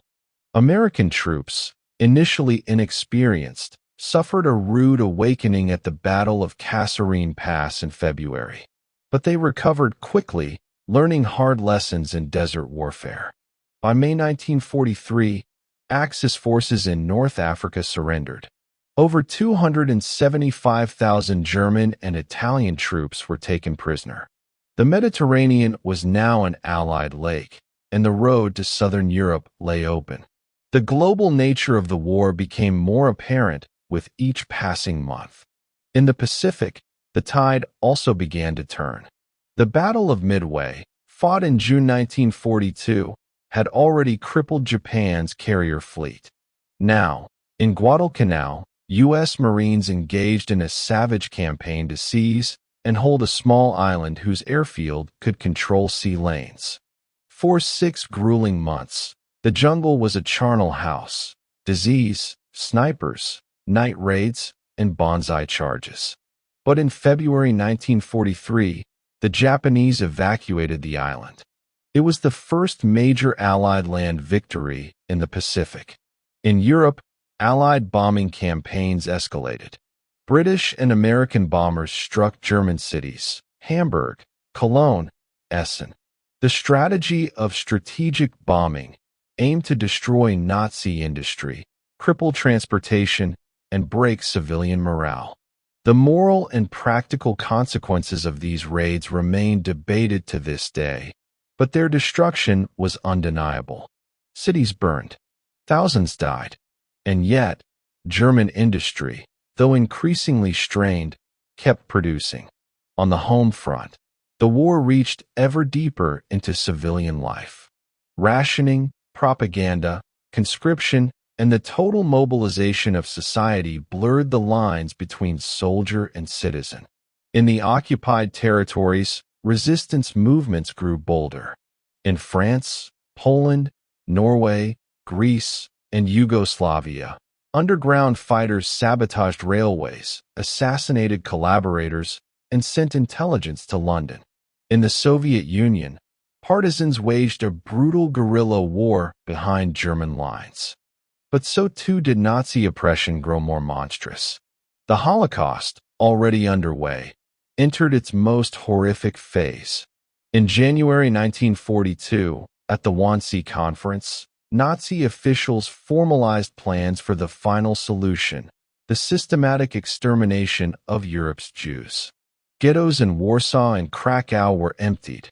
Deportation trains rolled toward death camps: Auschwitz, Treblinka, Sobibor, Belzec. Millions would perish in gas chambers by mass shootings, starvation, and disease. The full scale of this horror would not be known to the Allies for some time. But fragments, smuggled reports, survivor accounts, intercepted transmissions painted a picture of evil almost beyond comprehension. As 1943 progressed, the question was no longer whether the Allies could win, but how long it would take, and at what cost. The Soviet Union, bloodied but unbowed, now prepared for a new clash with the Wehrmacht. The Germans, still formidable, regrouped for a summer offensive aimed at a salient in the front near the city of Kursk. It would become the largest tank battle in history. But that lay ahead. For now, as winter gave way to spring, a new sense of momentum infused the Allied cause. In the deserts of North Africa, on the shattered banks of the Volga, in the steaming jungles of the Pacific, the Axis advance had been checked and then reversed. The war was not over. Far from it. The bloodiest years still lay ahead. But in 1942 and 1943, something essential had changed. The myth of Axis invincibility had been broken. The world had seen what courage, resilience, and unity could achieve in the face of tyranny. And the long road to victory, still winding, still deadly, had begun to open. Part 8. The invasion begins. Sicily, Italy, and the battle for Fortress Europe, 1943 to 1944. In the sweltering heat of July 1943, beneath the olive groves of Sicily and the whitewashed villages that clung to its craggy hillsides, the sound of thunder was not from summer storms, but from the tremors of history in motion. The Allies had come to Europe's southern doorstep with tanks, bombers, and bayonets, aiming to break into Hitler's Fortress Europe through its soft underbelly. But as they would discover, even soft bellies can be lined with steel, and even worn-out dictators like Mussolini can leave behind trails of resistance, betrayal, and chaos. The tide of war had turned in the previous months, in Stalingrad's frozen ruins, in North Africa's burning sands, and in the jungles of Guadalcanal. But victory was still far off, and the ultimate question remained. How could the Allies land in Europe, hold the beach, and strike at the heart of the Nazi Empire? Sicily was the answer. Operation Husky, as the invasion was called, was the largest amphibious assault the world had seen up to that point.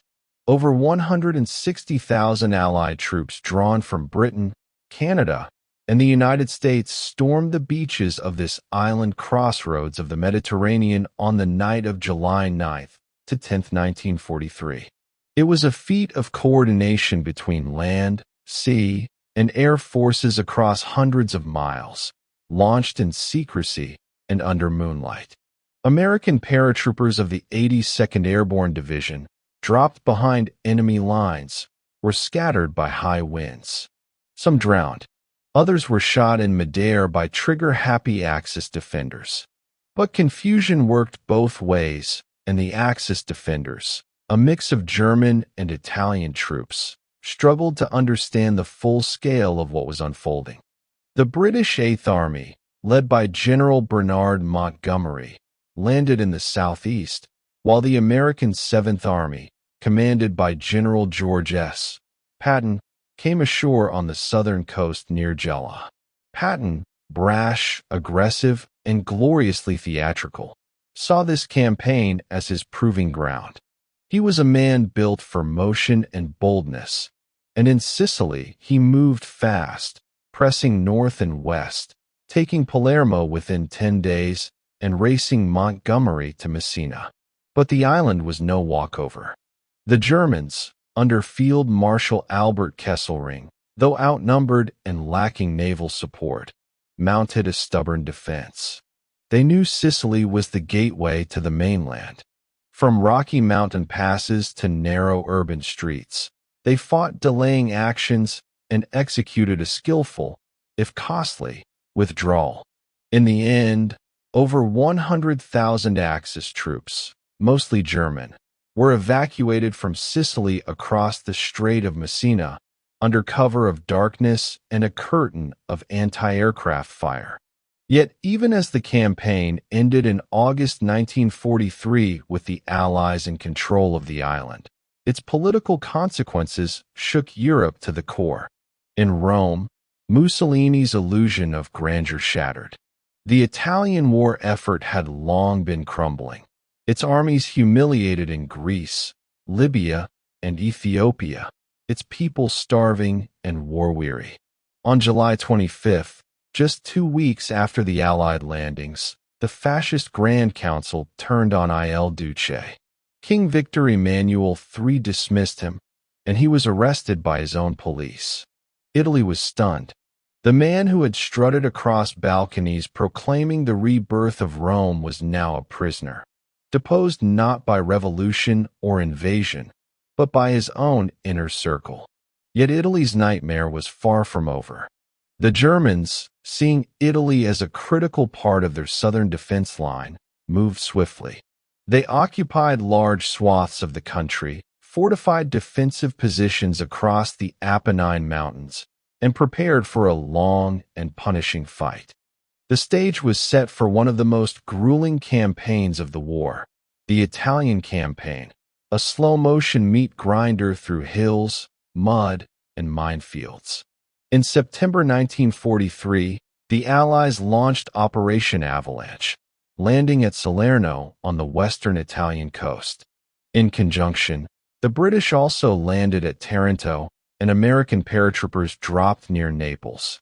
Italy, now led by Marshal Pietro Badoglio, had signed an armistice, a momentous development announced on September 8th. But the Germans had already taken control. The Italian army was disoriented, some units fighting the Germans, others surrendering, many simply melting away. The Allies found themselves under fierce German counterattacks almost immediately. At Salerno, the battle was nearly lost in its first days. German panzers broke through to the beaches. Supplies were limited. American and British commanders feared a full retreat. But naval guns, air support, and sheer stubborn resistance held the line. By the end of September, Naples fell to the Allies, and the long, grinding push north began. The German defensive lines in Italy were formidable. First the Volturno Line, then the Barbara Line, and most famously, the Gustav Line, anchored by a place that would become synonymous with both courage and horror, Monte Cassino. Monte Cassino was a 6th-century Benedictine monastery perched atop a mountain, dominating the route to Rome. The Germans transformed the surrounding heights into a fortress commanding valleys, rivers, and roads. For months, the Allies battered it with everything they had: artillery barges, infantry assaults, and finally, one of the most controversial bombing raids of the war. In February 1944, the Abbey, thought to be occupied by German observers, was reduced to rubble by hundreds of American bombers. Ironically, the Germans had not been inside. But afterward, they occupied the ruins, turning them into even stronger defensive positions. 4 separate assaults were launched on Monte Cassino. Tens of thousands of Allied soldiers from across the globe, Americans, British, New Zealanders, Poles, Indians, French, fought and died trying to break through. The mud was knee-deep, the shell fire constant, the hills booby-trapped and fortified. It wasn't until May 1944 that the Gustav Line was finally breached by a massive coordinated offensive. Polish troops, in one of the most valiant actions of the war, took the Abbey ruins. The road to Rome was open, but at staggering cost. While the Allies were battling their way through Italy's mountains, strategic decisions were being made for a far grander assault, one that would decide the fate of Europe itself. Planning had begun for Operation Overlord, the invasion of northern France.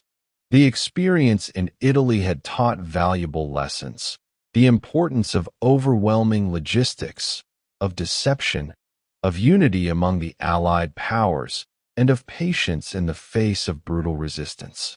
But there was also friction. American commanders, especially General Eisenhower, favored bypassing Italy quickly and focusing on France. Churchill, still haunted by World War I and obsessed with flanking strategies, preferred continued operations in the Balkans or the Eastern Mediterranean. Stalin, meanwhile, demanded the long-promised Second Front in the West to relieve pressure on the Red Army. The Italian campaign, necessary though it was, became a kind of compromise, too important to abandon, too costly to over-prioritize. Meanwhile, in the north of Italy, a new war brewed, the Partisan War. Italian resistance fighters, communists, monarchists, students, and ordinary civilians took up arms against the German occupiers and the remnants of Mussolini's loyal fascist state, the Italian Social Republic, a puppet regime based in Salo. The Germans retaliated with horrific violence, massacres, reprisals, deportations. But the partisans endured. Their intelligence and sabotage efforts would prove crucial in the final phase of the war.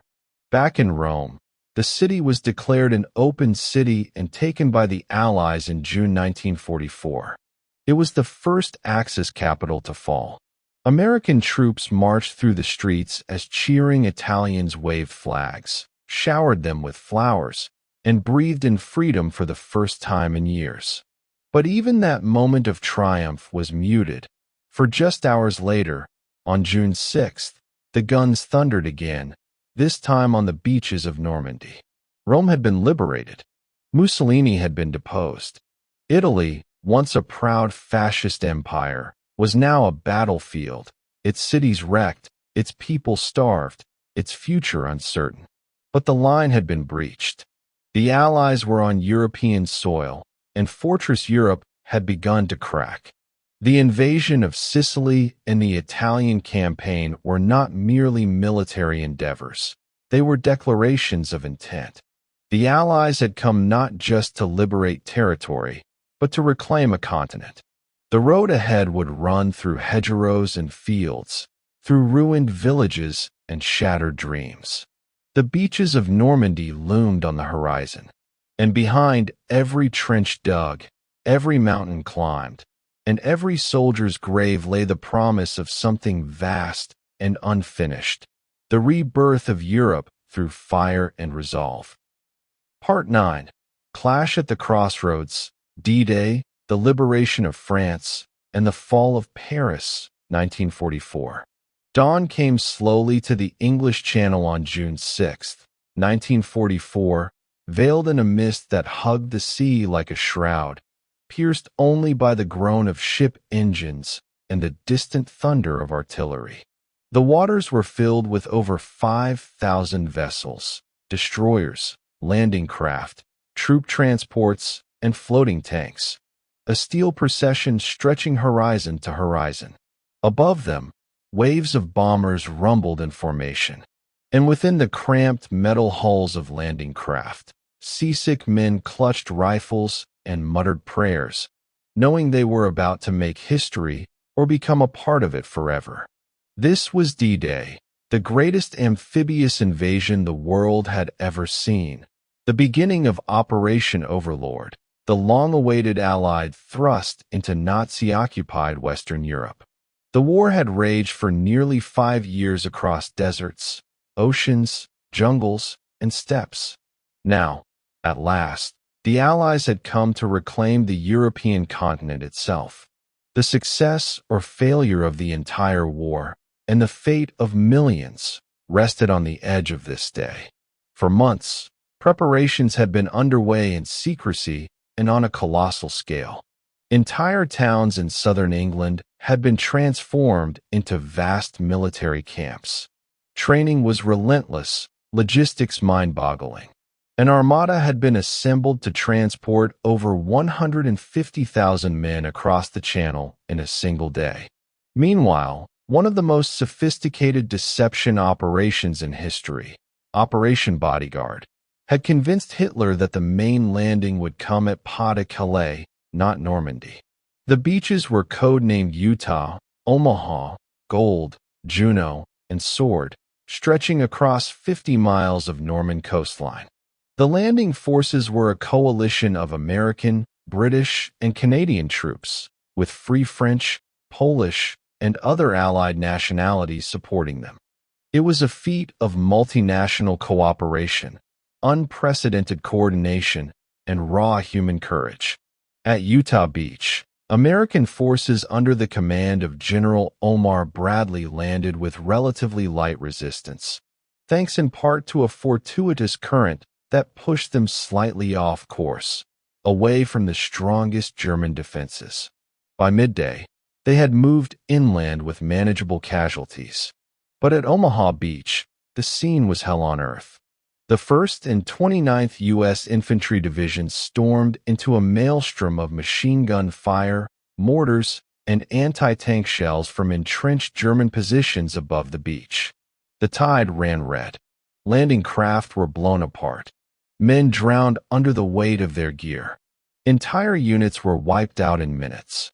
Yet through the chaos and carnage, small groups of survivors clawed their way up the bluffs, taking pillboxes one by one. By nightfall, against all odds, a beachhead had been secured. Further east, the British and Canadians faced fierce resistance at Sword, Juno, and Gold, especially from the battle-hardened 21st Panzer Division. But with close support from tanks and naval gunfire, they too established their positions. French commandos under Philippe Kiefer fought valiantly in Ouistreham. In the skies above, Allied air superiority kept the Luftwaffe largely at bay, while paratroopers from the American 82nd and 101st Airborne Divisions and the British 6th Airborne had dropped during the night to seize vital bridges and delay German reinforcements. By midnight on June 6th, over 156,000 Allied troops were ashore. The beachheads had held. D-Day had succeeded, but at a terrible cost. Nearly 10,000 Allied soldiers were killed, wounded, or missing, and the hardest battles still lay ahead. Normandy was no flat plain waiting to be taken. It was a bocage country, a dense labyrinth of hedgerows, sunken lanes, and stone-walled fields that favored the defender. The Germans, under the command of Field Marshal Gerd von Rundstedt and the famous but absent Field Marshal Erwin Rommel, mounted a brutal defense. Every field was a fortress. Every town had to be taken house by house. In the weeks that followed, the Allies struggled to break out of the narrow beachhead. American forces fought their way into Corentin, St. Lo, and Cherbourg, often advancing only a few miles a day under withering fire. In the British and Canadian sectors, the battle for Caen, a key objective for Day 1, dragged on for over a month. The Germans threw in elite divisions, including elements of the 1st SS Panzer Division and the Hitlerjugend, whose teenage troops fought with fanatical tenacity. Meanwhile, the sky rained fire. Allied bombers hammered rail lines, supply depots, and German strongpoints. The price was paid by French civilians, thousands of whom were killed in the crossfire. The liberation of France would not come gently. Then came the breakout, spearheaded by Operation Cobra, launched in late July by American forces under Bradley and Patton. A massive carpet bombing pulverized German lines near St. Lo, creating a rupture that Patton's newly activated Third Army exploited with breathtaking speed. Patton, unchained at last, surged through Brittany, liberated Rennes, and swung east with an eye on the Seine. In the east, the British and Canadians launched Operation Goodwood and Operation Totalize, grinding down German armor and pinning forces that might otherwise reinforce against the American breakout. The German resistance, already overstretched, began to crumble. As August dawned, the Allies closed in on the Germans from all sides in what became the Falaise Pocket. Tens of thousands of German troops were encircled. In a scene of slaughter and desperation, retreating Wehrmacht units were bombed and strafed from the air, columns destroyed on roads choked with bodies and burning vehicles. The Allies took over 50,000 prisoners. The road to Paris lay open. But liberation was not merely a matter of conquest. In Paris itself, resistance fighters rose up in mid-August. The French FFI, Forces Françaises de l'Intérieur, barricaded streets, ambushed German patrols, and seized government buildings. Charles de Gaulle, head of the Free French, insisted Paris must be taken by French hands, not just Allied ones. Eisenhower agreed. The 2nd French Armored Division under General Leclerc raced to the capital, supported by the U.S. 4th Infantry Division. On August 25, 1944, Paris was liberated. Crowds flooded the streets. Church bells rang for the first time in 4 years. Women wept. Men sang. Flowers, flags, and tears rained down on Allied convoys rolling through the city's boulevards. A German general, Dietrich von Koltitz, had defied Hitler's orders to destroy Paris. He surrendered the city intact, refusing to go down in infamy as the man who torched the City of Light. The next day, de Gaulle marched down the Champs-Élysées in triumphant procession, hailed by a jubilant and war-scarred populace. For France, the nightmare of occupation was ending. But for Europe, the war was not yet done. Even as Paris celebrated, fierce fighting continued elsewhere. The Germans regrouped on the Siegfried Line, their last fortified belt before the Rhine. In Belgium and the Netherlands, battles still raged. Allied supply lines were stretched thin, too thin.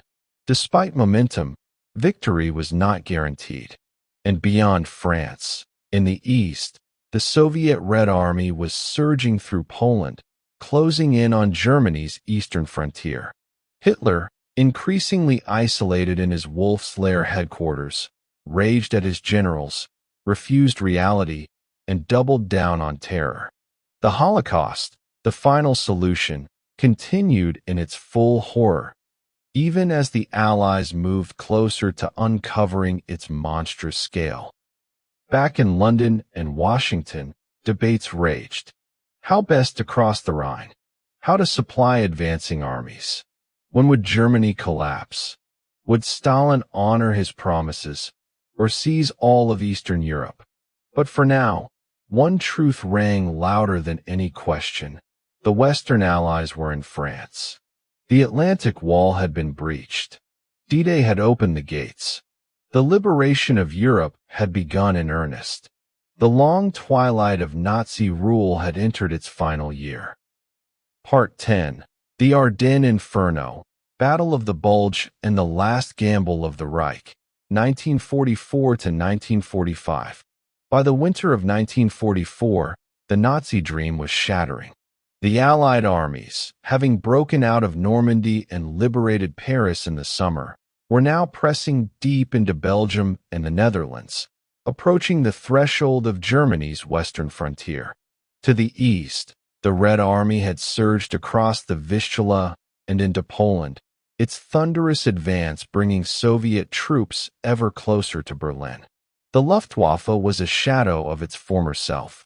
German cities lay in ruins from relentless Allied bombing raids.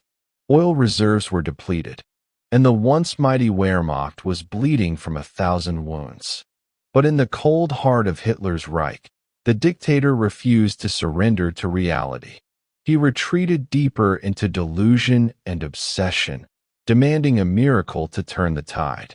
That miracle, he believed, would come not from diplomacy or defense, but from a single, audacious counteroffensive. The target, the Ardennes. Hitler remembered 1940, when German panzer divisions had burst through the same wooded hills of Belgium and Luxembourg to outflank the Maginot Line and defeat France in weeks. He believed lightning could strike again. If he could split the British and American armies, capture the critical port of Antwerp, and shatter Allied morale, perhaps the Western Front could be stabilized or even reversed. He called it Wacht am Rhein, Watch on the Rhine. The Allies would know it as the Battle of the Bulge. It was a gamble born of desperation. Germany scraped together every possible resource, remnants of elite SS panzer divisions, veteran infantry, even teenage Hitler youth, and elderly Volkssturm militia. Fuel was rationed to the drop. Troops were marched to the front under strict secrecy. Over 200,000 German soldiers, 1,000 tanks, and hundreds of artillery pieces assembled quietly in the dense woods of the Ardennes under the cover of fog in winter. The Allies didn't see it coming. General Dwight D. Eisenhower, Supreme Allied Commander, believed the Germans were on the defensive. American lines were spread thin across a wide front, and in the Ardennes, a region considered too rugged for major operations, the U.S. 8th Corps held the line with green, understrength divisions. Soldiers dug shallow foxholes in the frozen ground, some convinced they'd spend Christmas in the rear. Then came December 16, 1944. Before dawn, the silence shattered. Over 1,600 German artillery pieces opened fire in a rolling barrage. Fog clung to the hills, grounding Allied aircraft. Then came the tanks, Tigers, Panthers, and assault guns, thundering out of the woods behind waves of infantry. Columns poured across the front, overwhelming surprised American units in towns like Losheim, St. Vith, and Clairvaux. Communications were cut. Roads were clogged with refugees and retreating convoys. Confusion reigned. At the spearhead of the assault was Kampfgruppe, a brutal SS formation led by fanatical officer Joachim Paper. His men slaughtered over 80 surrendered American POWs near the town of Malmedy in one of the war's worst atrocities, a massacre that stiffened Allied resolve. But for all the chaos, the Americans did not break. At Bastogne, a small crossroads town in Belgium, the 101st Airborne Division, supported by elements of the 10th Armored Division and other scattered units, held firm. Encircled and under siege, short on food, ammo, and medical supplies, they dug in as German forces tried to crush them. On December 22nd, German officers delivered a surrender demand to Brigadier General Anthony McAuliffe. His one-word reply would become legend: nuts. That same day, the skies began to clear. Allied air superiority returned with vengeance. Fighters and bombers pounded German columns, fuel dumps, and bridges. Paratroopers in Bastogne received airdrops of supplies. And then came the man who would become synonymous with the counterattack, General George S. Patton. Patton, already leading the U.S. Third Army in the South, had been preparing for a thrust into the Saar. But the moment Eisenhower realized the scale of the German offensive, he ordered Patton to pivot, a massive realignment of his entire army in sub-zero temperatures, with barely days of notice. Patton's staff had anticipated the need and had a plan ready. Within 48 hours, he wheeled his divisions north and struck toward Bastogne. On December 26th, Patton's tanks broke through the encirclement. Bastogne was relieved. The Germans had failed to seize their key objectives. Their advance had created a massive bulge in the Allied lines, hence the battle's name, but the line had not broken. Still, the fighting was far from over. For weeks, brutal combat raged in snow-covered forests and shattered villages. Temperatures dropped below zero. Soldiers suffered frostbite, trench foot, and exhaustion. Many froze to death in their foxholes. The forests echoed with gunfire, mortar blasts, and screams. At Elsenborn Ridge, American artillery held the line with devastating accuracy. At Houffalize and La Roche, towns changed hands multiple times. German hopes evaporated as fuel shortages crippled their tanks. Allied reinforcements poured in. By mid-January, the bulge had been pushed back. Over 100,000 German casualties had been suffered, men and machines the Reich could never replace. The last German offensive in the West had failed, and with it, Hitler's dream of victory. The Battle of the Bulge was the largest battle ever fought by the United States Army.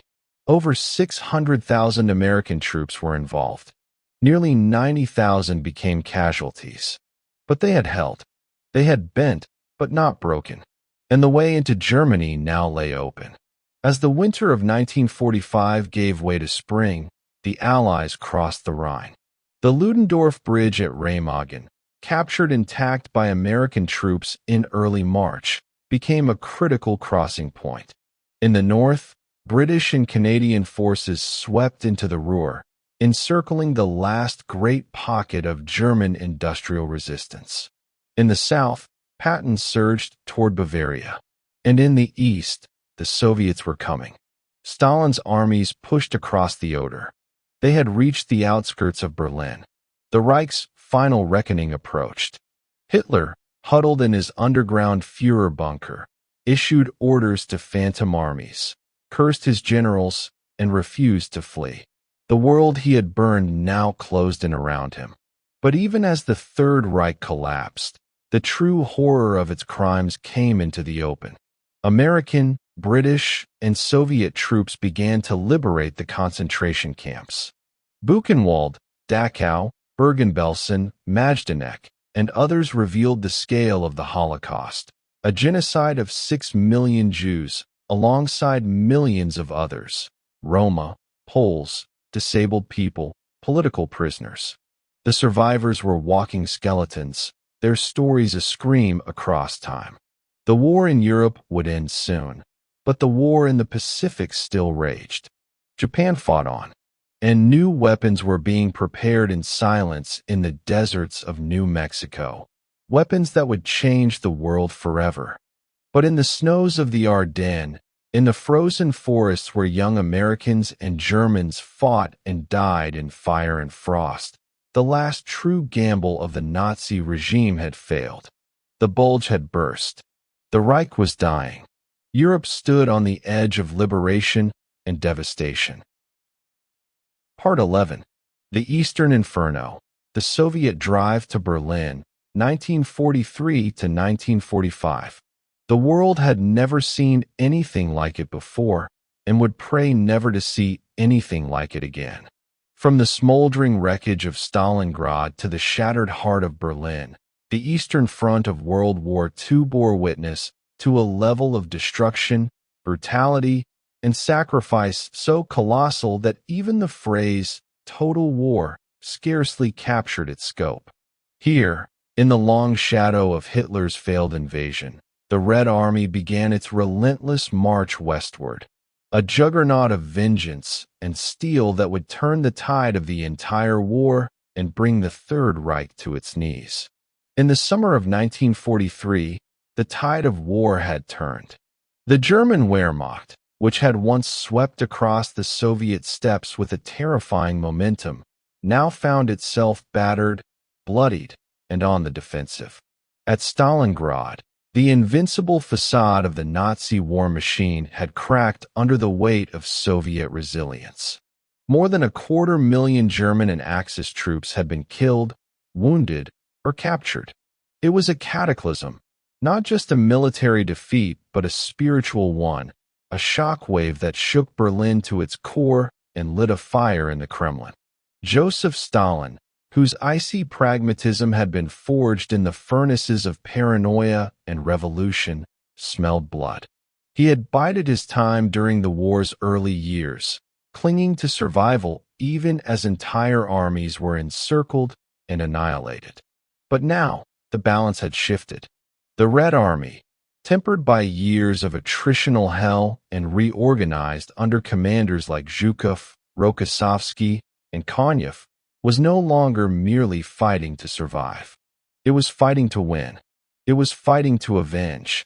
The opening salvo of this new phase came at Kursk, where the largest tank battle in history would decide the fate of the Eastern Front.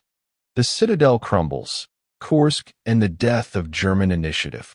Operation Citadel was Adolf Hitler's last gamble for strategic initiative in the East. In July 1943, German forces sought to pinch off a massive Soviet salient centered on the city of Kursk. It was an audacious plan, but one undermined by delays, leaks, and Soviet preparation. Stalin had known it was coming, and instead of preemptively striking, as some generals urged, he allowed the Germans to come, walking into a death trap fortified by miles of anti-tank ditches, minefields, and artillery nests. The German spearheads, panzer divisions led by the fearsome Tiger tanks, charged headlong into the Soviet defenses and were promptly shredded. At Prokhorovka, over 1,500 tanks clashed in a single day. It was chaos, metal against metal, fire and smoke twisting into the sky as young men died screaming inside flaming steel coffins. And when the smoke cleared, the Red Army stood firm. Citadel had failed. Kursk was the death knell for Germany's offensive capability in the east. From here on out, the Soviets would drive the tempo of the war, and the Wehrmacht would be in retreat. Burning the earth behind them, the Soviet offensive rolls west. With Kursk secured, Stalin unleashed a series of hammer blows. Operation Rumiantsev and Operation Polkovodets-Rumiantsev drove the Germans out of Kharkov and the Donbass. The Red Army, bolstered by American Lend-Lease trucks and tanks, began to show signs of a new war-fighting capacity. Gone were the desperate human wave charges of 1941. In their place, coordinated artillery barges, mechanized spearheads, and deep operations designed to punch through and encircle. Cities fell in rapid succession: Smolensk, Dnepropetrovsk, Zaporizhzhia. By late 1943, the Dnieper River had been crossed, and Kiev was back in Soviet hands. For every mile gained, thousands died. But the red tide was rising.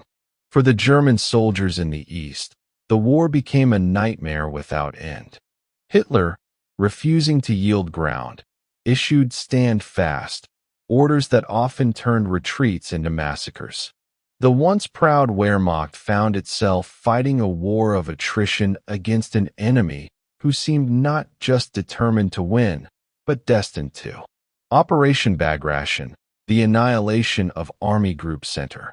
If the collapse of the German Sixth Army at Stalingrad had broken the myth of German invincibility, then Operation Bagration shattered its strategic spine. Launched in June 1944, as the Allies were storming the beaches of Normandy, Bagration was a masterpiece of deception and coordination. The Germans believed the Soviets would strike in the south, in Ukraine. Instead, they came through Belarus. Over 2 million Red Army soldiers surged forward in a thunderous offensive that caught Army Group Center completely off guard. Within weeks, entire divisions were destroyed. Minsk was encircled and liberated. Roads were clogged with the corpses of fleeing Wehrmacht units and the twisted remains of their vehicles. In barely a month, the Soviets advanced over 300 miles. Some German units were wiped out to the last man. Others surrendered in droves. It was one of the most devastating defeats in military history. Army Group Center, once the linchpin of Hitler's Eastern strategy, had ceased to exist. Liberation or conflagration. The Baltic and the Balkans in flames. As the Red Army swept across Eastern Europe, liberation was a word whispered in many tongues, but never without fear.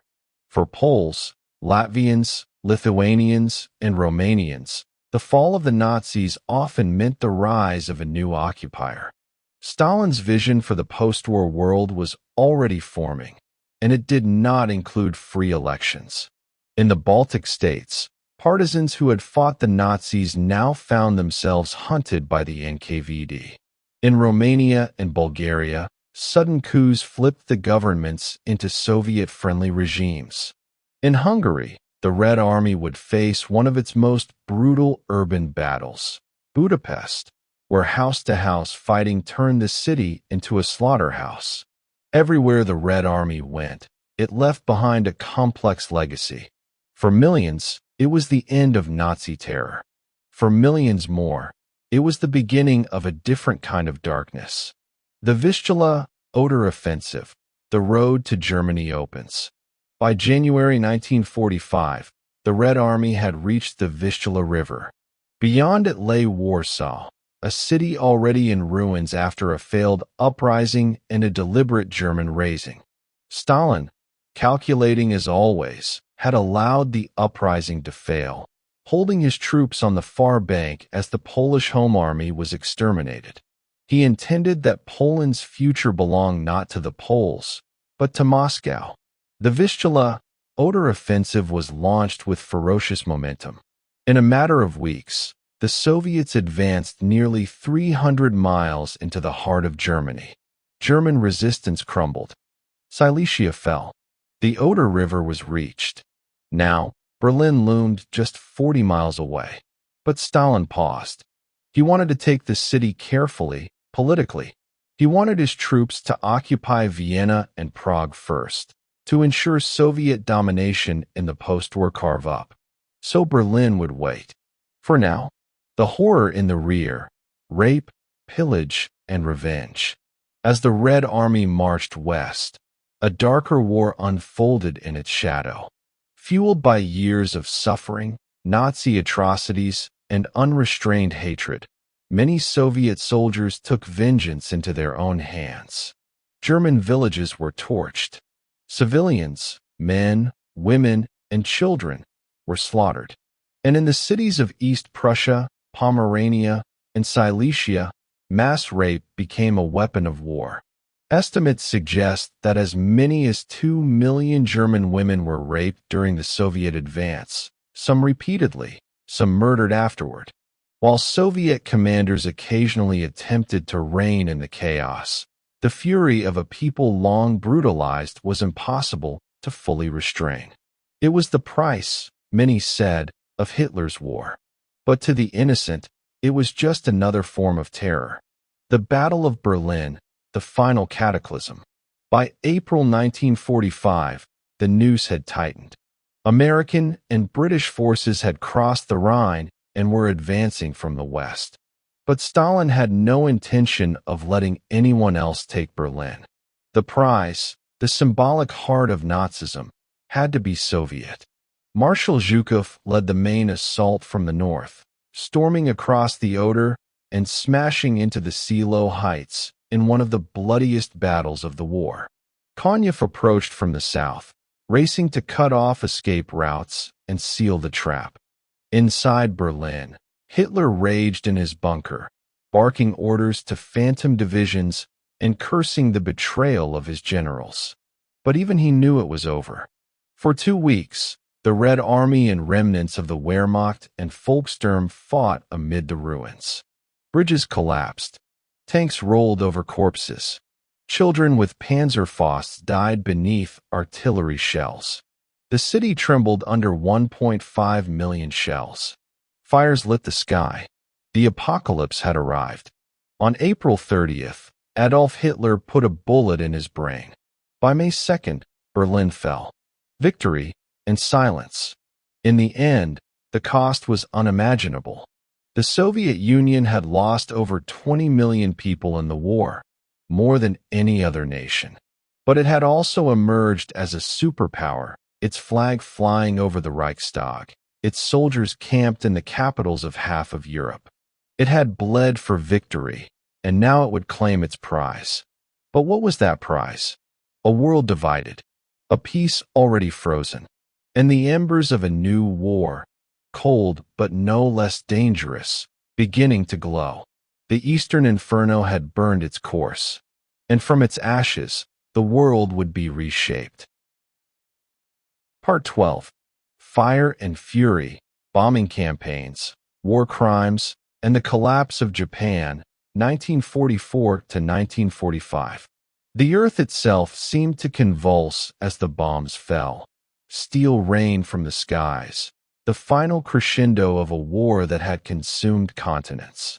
From the burning cities of Germany to the shattered islands of the Pacific, the last years of the Second World War were defined not only by battlefield maneuvers, but by an unrelenting campaign of destruction from the air. It was a war of annihilation, not just of armies, but of cities, of civilians, of entire ways of life. And as the Allies pressed closer to Tokyo and Berlin, the lines between necessity and brutality blurred in the hellfire. By 1944, the war had entered a phase where the strategic objective was clear: compel unconditional surrender through overwhelming force. But after 5 years of bloodshed, military planners knew that this would not be achieved solely through battlefield engagements.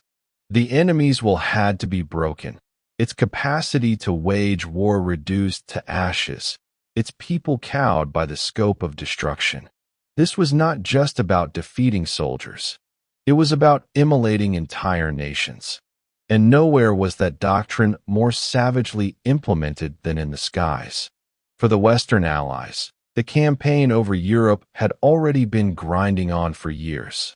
The Royal Air Force, having survived the Blitz, had turned to area bombing under Air Chief Marshal Arthur Harris, a tactic that deliberately targeted civilian centers to erode German morale and disrupt industry. By night, British bombers flew into the heart of the Reich, aiming not at precise military installations, but at cities: Berlin, Hamburg, Cologne. The Americans, joining the strategic bombing offensive in earnest by 1943, preferred daylight raids and the illusion of precision. They spoke of striking ball-bearing factories, synthetic oil plants, and rail hubs. But as losses mounted and German flak batteries thickened the skies, the lines between precision and devastation thinned. Entire city blocks vanished under carpets of high explosives and incendiaries. Yet it was in 1944 and 1945 that the strategic bombing campaign reached its true climax. Allied air superiority was now total. The Luftwaffe, once feared across Europe, had been bled nearly dry. In response, Allied bombers came in waves numbering in the hundreds, even thousands. On a single day, entire industrial regions could be reduced to rubble, and no city would pay a higher price than Dresden. In February 1945, as the war in Europe approached its end, Dresden lay vulnerable, a city known more for its architecture and art than for its military significance. Tens of thousands of refugees, fleeing the Soviet advance, had swollen its population. And then, over 2 nights, it was transformed into a furnace. British and American bombers dropped over 3,900 tons of explosives, a mix of high explosives and incendiaries, designed to create a firestorm. The flames leapt higher than church steeples, consuming oxygen, sucking in buildings and bodies alike. Thousands died, incinerated or suffocated in the underground shelters. The exact number would never be known. Some said 25,000. Others said far more. The raid on Dresden became an enduring symbol of the horror of strategic bombing, praised by some as necessary to hasten the end of the war, condemned by others as a war crime. It raised questions that would echo for decades. When does victory justify vengeance? When does strategy become savagery? But even as Germany burned, another theater of war raged with equal intensity, and would culminate in an even more terrible fire. In the Pacific, the American advance had been methodical, brutal, and costly. Island by island, the United States Navy and Marine Corps had fought their way toward the Japanese homeland, from Guadalcanal to the Gilberts, the Marshalls, the Marianas. Every step forward was paid for in blood. Japanese defenders, deeply entrenched and ideologically committed to death before surrender, made each beach landing a nightmare. On Tarawa, the coral reefs turned the surf red. On Peleliu, entire battalions were nearly wiped out. And on Iwo Jima and Okinawa, the very soil seemed to resist. Iwo Jima, captured in early 1945, was only 8 square miles of volcanic rock, but it held immense strategic value as a base for American bombers. The battle, lasting 5 weeks, saw over 26,000 American casualties, including nearly 7,000 dead. The Japanese defenders, numbering about 21,000, fought almost to the last man. The flag raising on Mount Suribachi became iconic, but the island itself was a graveyard. Then came Okinawa, the bloodiest battle of the Pacific War. Over 180,000 American troops assaulted the island in April 1945, facing a deeply dug-in Japanese force of similar size. For nearly 3 months, the battle raged, involving massive naval bombardments, kamikaze attacks, and fanatical resistance. Over 12,000 Americans were killed. The Japanese lost more than 100,000. And perhaps most tragically, tens of thousands of Okinawan civilians died, many by suicide, indoctrinated into believing that the Americans would rape, torture, or kill them if captured. It was a glimpse of what an invasion of the Japanese home islands might look like, and it horrified American planners. Meanwhile, the strategic bombing campaign against Japan had begun in earnest. With the capture of the Marianas in 1944, the U.S. now possessed airfields within range of the Japanese mainland. From the island of Tinian, the massive Boeing B-29 Superfortress bombers could strike Tokyo and beyond. At first, the bombing raids targeted industrial sites with high-altitude precision bombing. But Japan's dispersed cottage industry, its foggy weather, and the difficulty of hitting small targets soon led to a change in tactics. Enter General Curtis LeMay, a man who understood both the brutal logic of war and the utility of terror. He abandoned the fiction of precision and ordered low-level nighttime incendiary raids, designed to burn Japanese cities to the ground. On March 9 to 10, 1945, the firebombing of Tokyo began. In 6 hours, over 300 B-29s dropped napalm and incendiary bombs on the densely packed wooden buildings of the city. The resulting firestorm was unlike anything seen before. Temperatures reached 1,800 degrees Fahrenheit. Winds from the fire sucked people into the flames. Entire neighborhoods vanished in minutes. Over 100,000 people died, most of them civilians, burned alive in their homes or incinerated in the streets. And it didn't stop there. In the following months, American bombers laid waste to dozens of Japanese cities: Nagoya, Osaka, Kobe. Over 60 cities were targeted. Some were destroyed by over 50%. Japan's industrial base collapsed. Millions were homeless. Food grew scarce.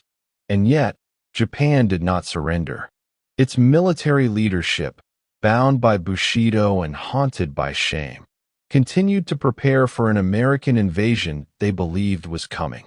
The emperor remained silent, the people obedient. Suicide planes still flew from airfields. Schoolgirls trained with bamboo spears. And the war dragged on. Then came the weapon that would change everything. In the deserts of New Mexico, in the secrecy of Los Alamos, the Manhattan Project had borne its terrible fruit. On July 16, 1945, the first atomic bomb was tested, its explosion brighter than 1,000 suns, its meaning darker than anyone dared admit. The United States now held a power that could destroy cities in seconds. And President Harry Truman, newly in office after Roosevelt's death, believed that using it could end the war and save lives, American lives.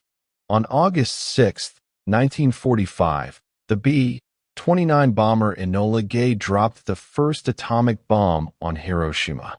The target was chosen for its military-industrial significance, but it was also a city of over 300,000. For American soldiers, it meant the invasion of Japan, Operation Downfall, would never occur. For the cities of Kyoto, Yokohama, and Tokyo, it meant survival. But the end came with a cost. In the final months of war, as the Soviets declared war on Japan and swept through Manchuria, as prisoners were executed, as war crimes escalated in desperation, the Pacific War collapsed into cruelty. In China, Japan left behind a trail of death and disease. In Southeast Asia, famine and forced labor camps were uncovered. And in the jungles and islands, thousands of Japanese soldiers simply refused to surrender, some hiding for decades. The bombing campaigns of 1944 to 1945 had brought the Axis powers to their knees, but they had also unleashed a new kind of warfare, one where entire populations became legitimate targets, and victory was measured in megatons. The world had learned how to burn. The challenge now was learning how to rebuild, and how to live with what had been done. Part 13. The Holocaust, Genocide, Silence, and the Machinery of Evil, 1933 to 1945. It began not with bullets or gas, but with words, cold, clipped, bureaucratic phrases and twisted slogans that seeped into the bloodstream of a nation already wounded by war, humiliation, and economic collapse. In the beer halls of Munich, in the corridors of Berlin ministries, in classrooms and courts and factories, a slow poison spread. The notion that an entire people, defined not by deed or belief but by ancestry, posed a mortal threat to civilization. Long before the trains departed and the chimneys smoked, the Holocaust had already begun. Jewish businesses were boycotted.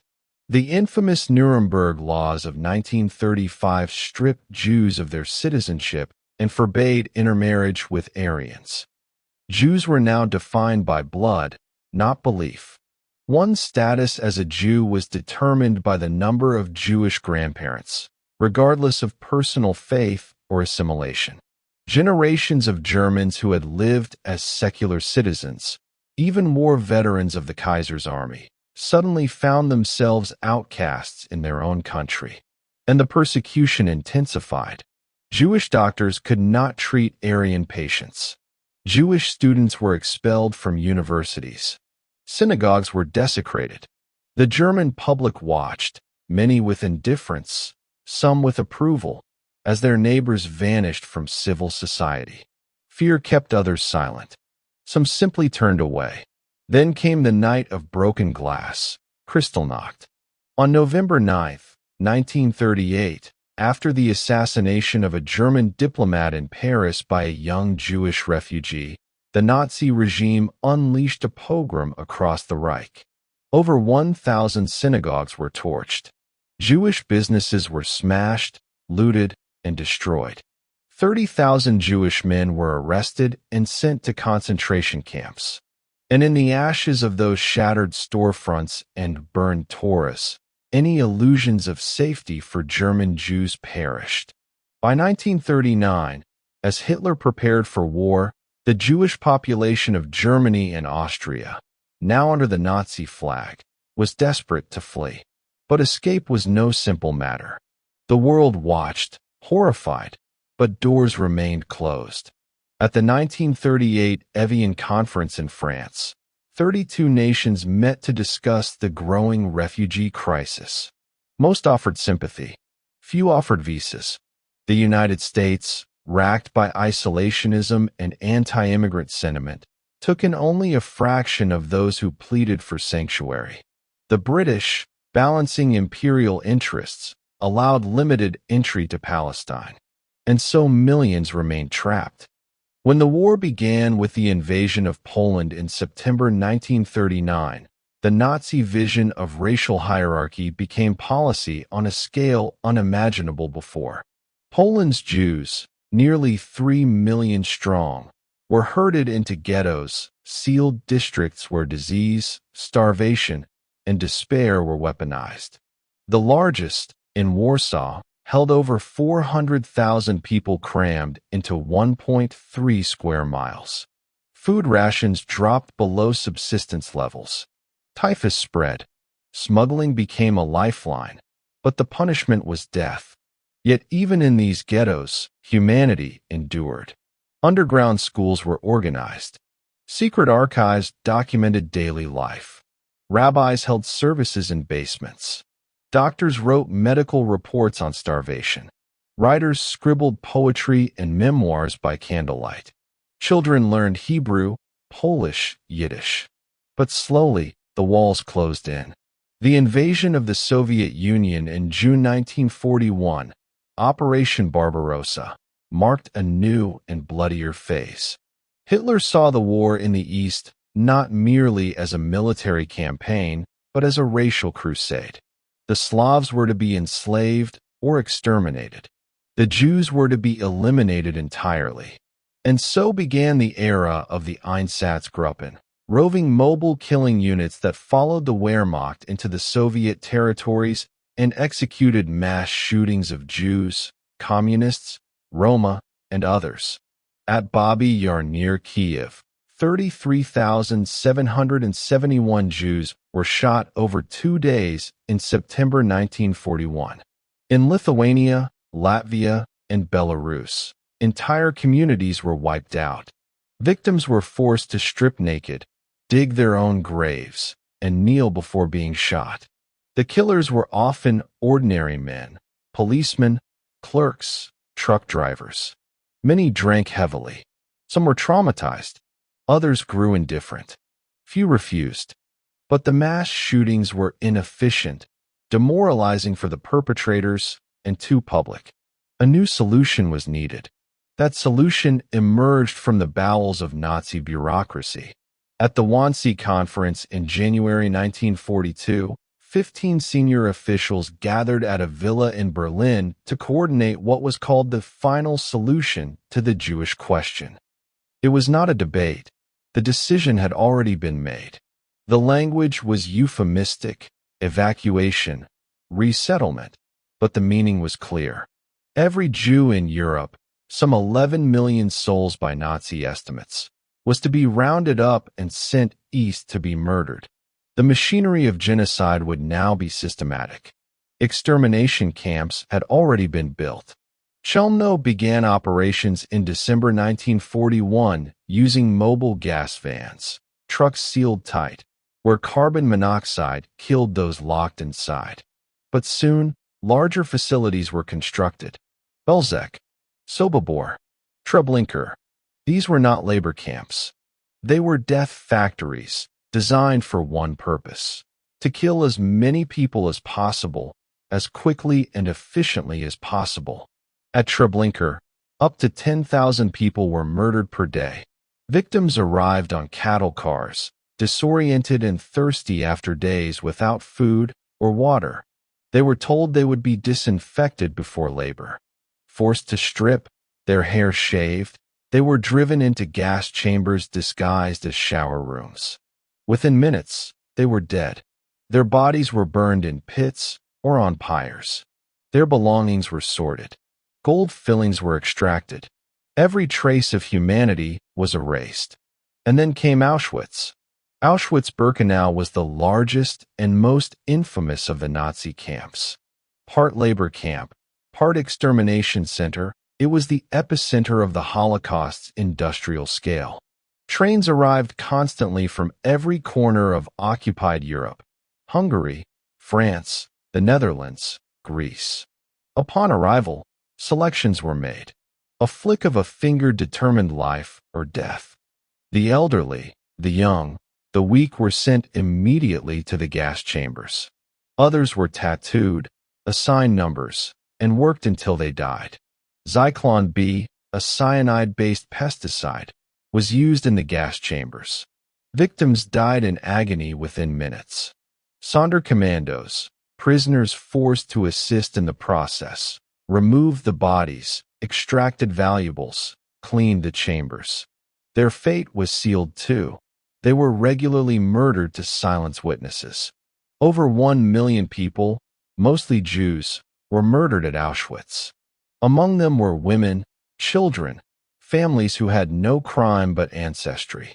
Yet, amid the horror, there were acts of defiance. Prisoners smuggled out information. In October 1944, Sonderkommandos at Auschwitz staged an uprising, destroying one of the crematoria. In the Warsaw Ghetto, a full-scale armed revolt broke out in April 1943. Outnumbered and outgunned, Jewish fighters held off the Nazis for nearly a month. In Vilna, Białystok, and Sobibor, uprisings erupted. Partisan units formed in forests. Resistance was not always armed. Writing, praying, surviving, even refusing to forget one's name was resistance. And still, the killing continued. By 1944, the Nazis were losing the war. The Red Army pushed westward. The Allies liberated France. Yet the genocide accelerated. In Hungary, over 400,000 Jews were deported to Auschwitz in just 10 weeks. It was the fastest mass murder in the Holocaust. As the Reich collapsed, trains full of human cargo still ran. Only in 1945 did the camps begin to fall. Soviet forces reached Majdanek in July 1944 and Auschwitz in January 1945. What they found defied comprehension. Mountains of shoes, suitcases, hair, human ash. In the West, American and British troops liberated Dachau, Buchenwald, and Bergen-Belsen. The survivors were skeletal, their eyes hollow. The liberators wept, vomited, documented. The death toll is staggering. 6 million Jews murdered, 2/3 of European Jewry. Among them, 1.5 million children. And beyond them, 200,000 Roma and Sinti, victims of a genocide rarely acknowledged. Over 250,000 disabled Germans and Austrians, killed in the so-called T4 euthanasia program. Thousands of political prisoners, homosexuals, Jehovah's Witnesses. The full tally of Nazi terror will never be known. The Holocaust was not committed by monsters alone. It required train conductors, clerks, factory managers, engineers, neighbors. It thrived on silence and complicity. Many knew something. Few acted. In some places, Jews were hidden, rescued, smuggled to safety. In others, they were hunted. In the aftermath, survivors faced more suffering, displacement, statelessness, trauma. Some returned to find their homes taken, their communities gone. Others rebuilt in new lands, scarred but unbroken. They told their stories, in memoirs, testimonies, trials. The world listened, slowly. The Holocaust was a singular crime in human history, not merely for its scale, but for its intent, the total annihilation of a people. It forced a reckoning with evil, with indifference, with the fragile line between civilization and savagery. And it left a command carved not in stone, but in memory, never again. Part 14. Victory and Vengeance, Unconditional Surrender, and the Cost of War, 1945. The final year of the Second World War arrived not with jubilation or hope, but with exhaustion, dread, and the accelerating weight of consequence. By the beginning of 1945, victory for the Allies was within sight, yet the cost of achieving it promised to be terrible beyond reckoning. The Axis powers, broken, cornered, but not yet beaten, had drawn the war into its final crucible. From the icy ruins of the Ardennes to the ashes of Tokyo, the globe reeled under the last convulsions of a war that had shattered every illusion, every boundary, and every moral compass once believed to guide the modern world. In Europe, the ground shook with the thunder of Soviet artillery. The Eastern Front, which had once seemed endless, now curved like a tightening noose around the German Reich. After 4 years of unimaginable sacrifice, the Red Army stood at the gates of East Prussia, Silesia, and Pomerania. Town by town, village by village, it advanced westward, its soldiers hardened by Stalingrad, Kursk, and the brutal partisan war of the forests and steppes. Behind them lay fields strewn with corpses and cities shattered into dust. Ahead lay the beating heart of Nazi power, Berlin. The German response was desperate. Hitler, cocooned in the illusions of his Berlin bunker and commanding imaginary armies on a crumbling map, refused to consider surrender.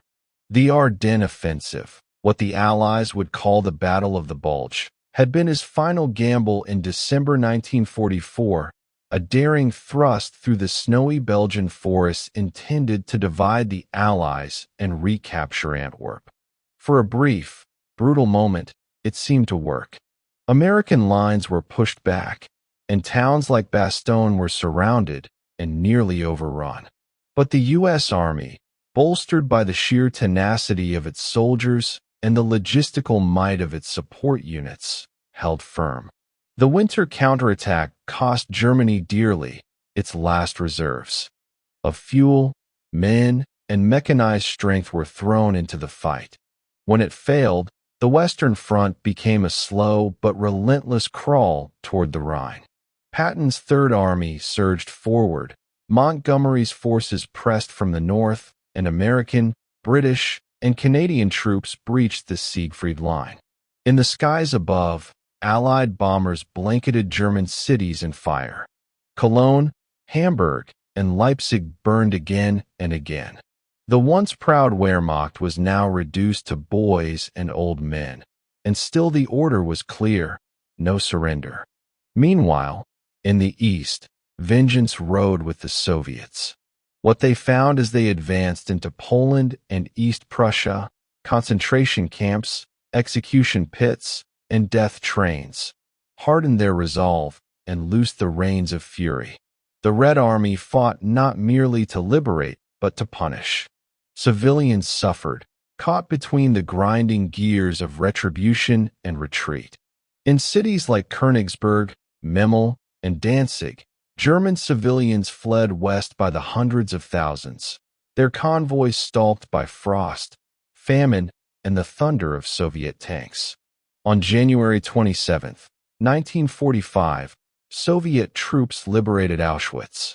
What they discovered defied language: warehouses of human hair, piles of shoes and spectacles, skeletal survivors barely able to speak.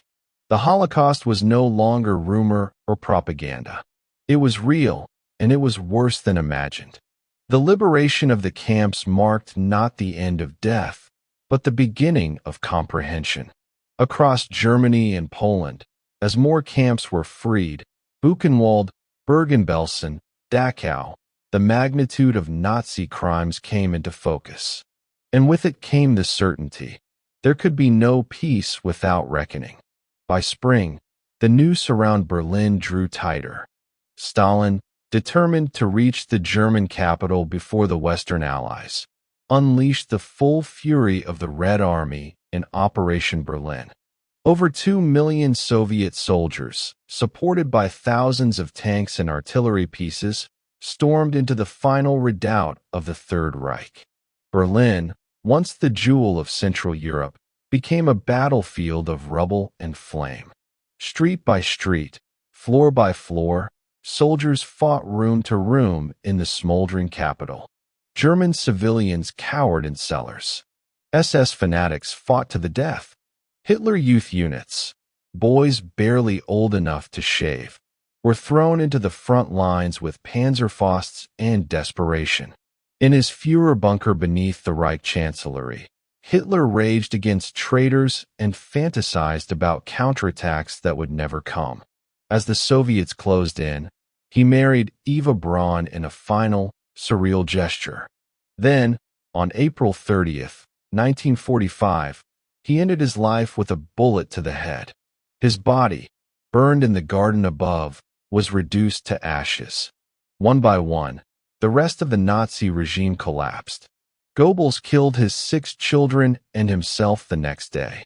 Heinrich Himmler, the architect of the Holocaust, was captured while fleeing and committed suicide in British custody. Berlin fell on May 2nd. Across Europe, German troops surrendered in droves. On May 7th, in a schoolhouse in Reims, General Alfred Jodl signed the unconditional surrender of the German military to General Dwight D. Eisenhower. The next day, in accordance with Stalin's demands, a second surrender was signed in Berlin. May 8th, 1945, V-Day. Victory in Europe. Crowds flooded the streets of London, Paris, New York. Flags waved, bells rang, soldiers kissed nurses in Times Square. Yet the cheers were tinged with mourning. The continent was in ruins. Tens of millions were dead. Entire cities lay in rubble, their populations scattered or gone. In the death camps, the survivors emerged blinking into sunlight, their liberation both miracle and agony. But the war was not over. In the Pacific, it raged on with ever greater savagery. The United States, having pushed the Japanese back across the Pacific island chain, now faced the prospect of invading the Japanese home islands. Each step had grown bloodier. Tarawa, Saipan, Leyte, Iwo Jima. At Okinawa, the last major battle before the mainland, the cost was staggering. Over 12,000 American dead. More than 100,000 Japanese soldiers and civilians perished. Kamikaze attacks destroyed scores of ships. Civilians leapt from cliffs rather than surrender. It was a glimpse of what an invasion of Japan might look like, and it terrified Allied planners. At the same time, the Manhattan Project, America's secret bid to build an atomic bomb, reached its terrible climax. In the deserts of New Mexico on July 16, 1945, scientists watched in awe and horror as the first atomic weapon exploded in a fireball that turned night into day. The age of nuclear war had begun. At the Potsdam Conference later that month, the Allies, Truman, Churchill, soon replaced by Attlee, and Stalin, demanded Japan's unconditional surrender. The Japanese, despite their hopeless position, refused. The militarists still clung to dreams of inflicting enough Allied casualties to force better terms. The cost of honor, they believed, outweighed surrender. And so, on August 6, 1945, the B-29 bomber Enola Gay released a single bomb over the city of Hiroshima. The explosion, equivalent to 15,000 tons of TNT, vaporized tens of thousands of people in seconds. Buildings melted. Shadows were etched onto walls. Fires raged. By the end of the year, over 140,000 were dead. 3 days later, on August 9th, a second bomb was dropped on Nagasaki. It too destroyed a city and killed tens of thousands. The Japanese government, stunned, still hesitated. But when the Soviet Union declared war on Japan on August 8th and invaded Manchuria, destroying the elite Guandong army in days, the final blow was struck. Emperor Hirohito, breaking centuries of imperial tradition, addressed his people by radio on August 15th, announcing Japan's surrender. For most Japanese, it was the first time they had ever heard his voice. September 2nd, 1945. Aboard the USS Missouri in Tokyo Bay, Japanese officials signed the instruments of surrender. General MacArthur presided. War was over. But peace did not come easily. Japan lay in ruins, its cities bombed flat, its people starving, its leadership shattered. Millions of soldiers returned to find nothing. The occupation that followed was not merely punitive but transformative. A new constitution, land reforms, demilitarization, democratization.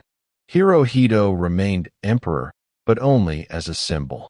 The militarist ideology that had led to war was torn out root and branch.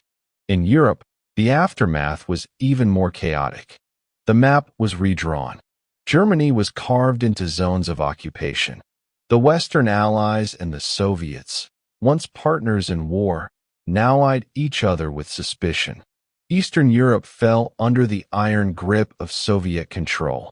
Poland, Romania, Hungary, all slipped behind the Iron Curtain. Berlin itself, though conquered by the Soviets, was divided among the victors. A new kind of war, cold, ideological, and global, was already beginning. For the survivors of the Holocaust, the nightmare continued. Displaced persons camps became temporary homes. Emigration to Palestine increased, spurred by the desperate need for sanctuary. In 1946, Zionist militias fought British authorities for Jewish immigration rights, and in 1948, the State of Israel would be born from the ashes of genocide. But that was still to come. In 1945, the world mourned. 40 to 50 million were dead, perhaps more. Civilians made up the majority of the fallen. Cities like Warsaw, Dresden, Tokyo, and Manila were rubble. Famine loomed. Disease spread. Families searched for missing loved ones. Photographs were pinned to trees and poles. Names were read aloud on radios. Many would never be found. Victory had been achieved, but it was a victory soaked in blood and shadowed by moral reckoning. The atomic bomb had saved lives, perhaps, but at what cost to the human soul? The Holocaust had been stopped, but how had the world let it happen? The fascist regimes had fallen, but already totalitarianism wore a new face in the East. The war had remade the world, but it had also unmade it. The century that began with faith in progress and reason ended its first half with gas chambers and mushroom clouds. In the end, the unconditional surrender of the Axis powers marked not a return to peace, but the beginning of a long and uneasy aftermath, a world in which the memory of destruction would forever haunt the pursuit of stability, and in which the cost of victory would be measured not only in ruined cities, but in the eyes of the survivors. Part 15. Nuremberg and the New World, Justice, Division, and the Cold Peace begins, 1945 to 1947. The war was over. The guns had fallen silent. Across the continents, soldiers buried their dead, and the survivors returned to homes that no longer existed. The world, unmoored from 6 years of cataclysm, looked around for answers, and for someone to blame. What came next was not a celebration, but a reckoning. The victors of the Second World War had emerged from the Inferno with vastly unequal scars. The United States stood almost untouched on its home soil, its economy surging, its industries humming with unspent capacity. The Soviet Union, by contrast, was a nation hollowed out by 4 years of total war, 27 million dead, whole cities erased, entire regions depopulated, but tempered like steel and fire. Britain was bankrupt and weary, its empire still vast, but increasingly brittle. France, wounded in body and spirit, emerged clinging to dignity. China, a nominal victor, lay fractured by civil war. And Germany and Japan, the twin pillars of Axis power, were now broken nations, disarmed, occupied, and awaiting judgment. It was in this crucible that the post-war world began to take shape, not in a single moment, but in a slow and often tortured evolution. And at its heart stood the question, how does one administer justice for crimes so immense they shattered language itself? In August 1945, even before the final signatures had dried on the Japanese surrender, the 4 major Allied powers, the United States, Great Britain, the Soviet Union, and France, agreed to the creation of an international tribunal to prosecute major Nazi war criminals. This was unprecedented. Never before had sovereign leaders been held criminally accountable by an international court for actions committed during war. The very concept flew in the face of centuries of military tradition, where the vanquished were punished through conquest, not courts. But the Holocaust had changed everything.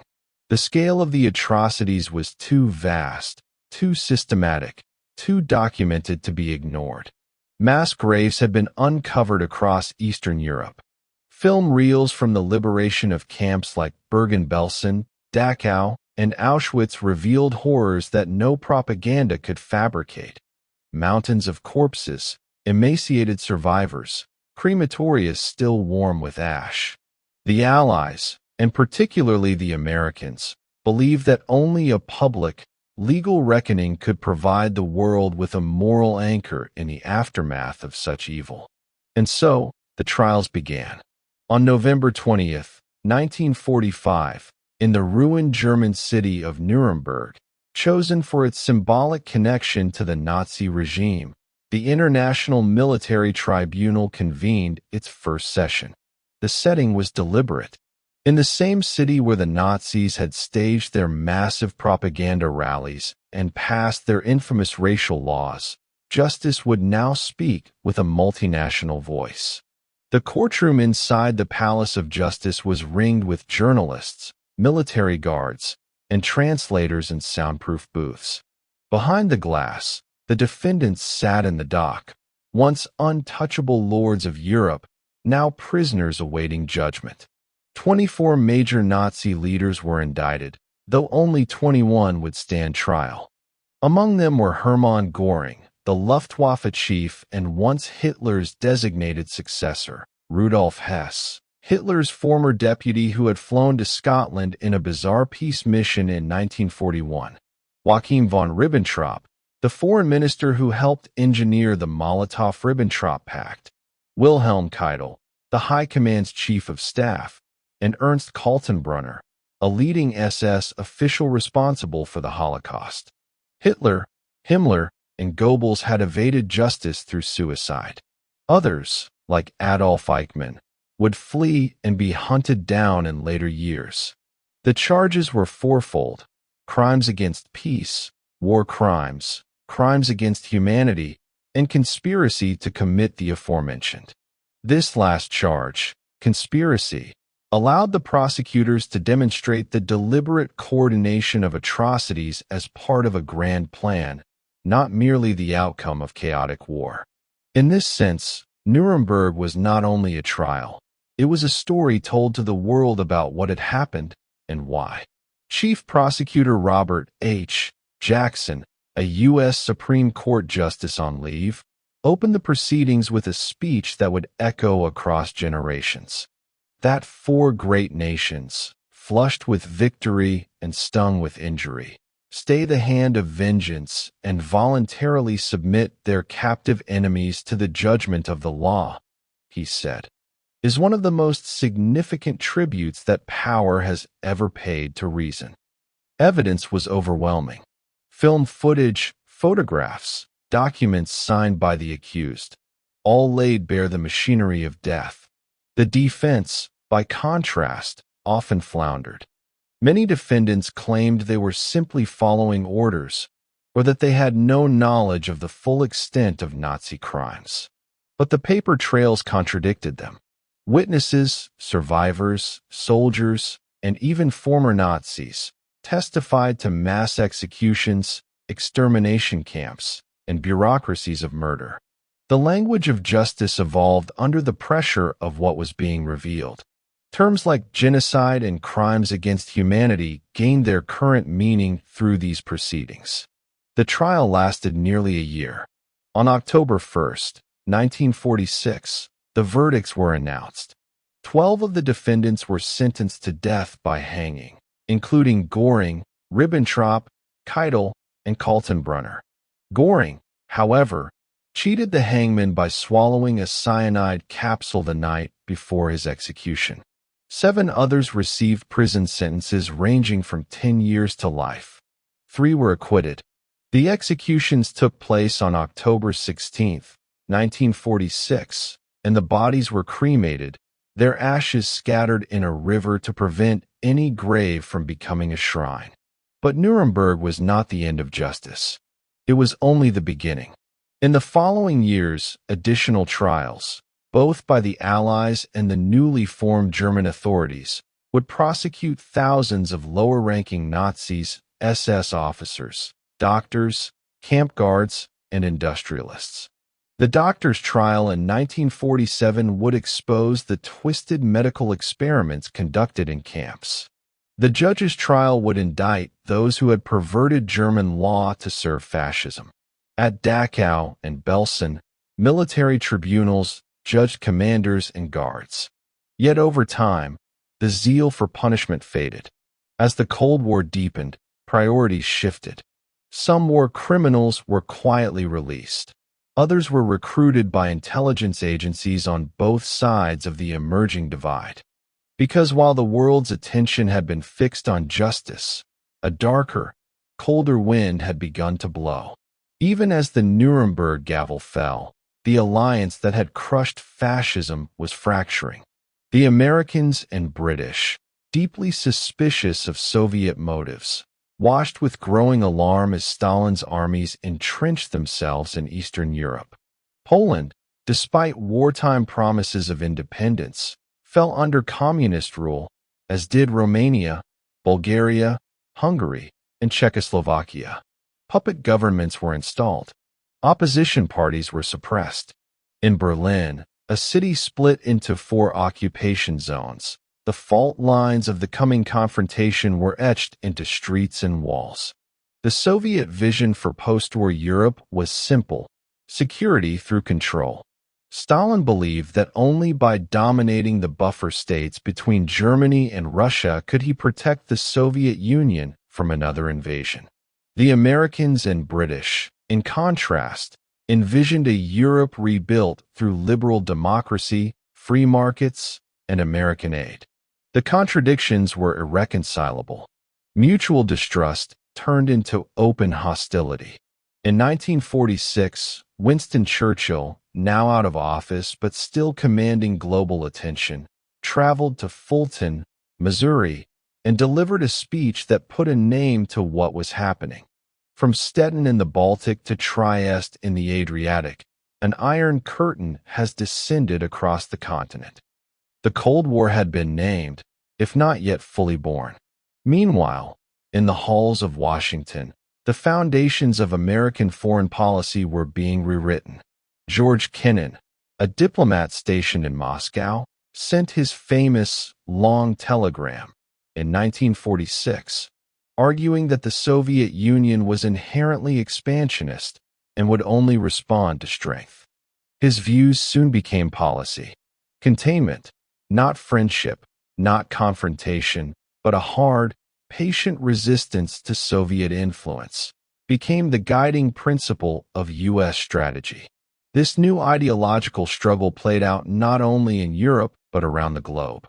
In Asia, China's civil war between Chiang Kai-shek's nationalists and Mao Zedong's communists reignited. In Greece and Turkey, communist insurgencies threatened to tip the balance of power. To respond, President Harry Truman announced the Truman Doctrine in March 1947, pledging American support to any country resisting armed minorities or outside pressures, a thinly veiled reference to Soviet-backed movements. Aid began to flow. The world had been divided not by borders, but by beliefs. And then came the Marshall Plan. In June 1947, U.S. Secretary of State George C. Marshall proposed a sweeping program of economic aid to rebuild Europe, not as charity, but as strategy. The plan envisioned a stable, prosperous Europe as the best defense against communism. 16 nations signed on. Billions of dollars in food, fuel, machinery, and raw materials poured into war-torn cities. Factories restarted. Railways were repaired. Hope returned. But the offer was extended to the Eastern Bloc as well, and Stalin, seeing it as a Trojan horse, forbade any of his satellites from participating. The division was now complete. Europe had split in two, one half rebuilding under American aid and democracy, the other locked in communist control.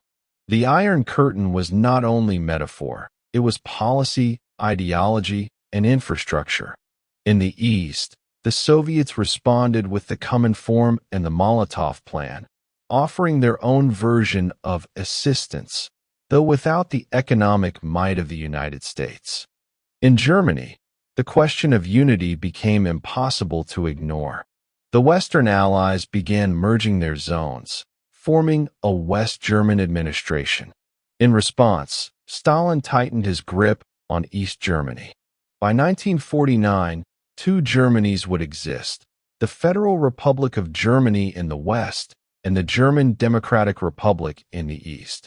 Berlin, still within Soviet-controlled territory, would become the epicenter of Cold War tension.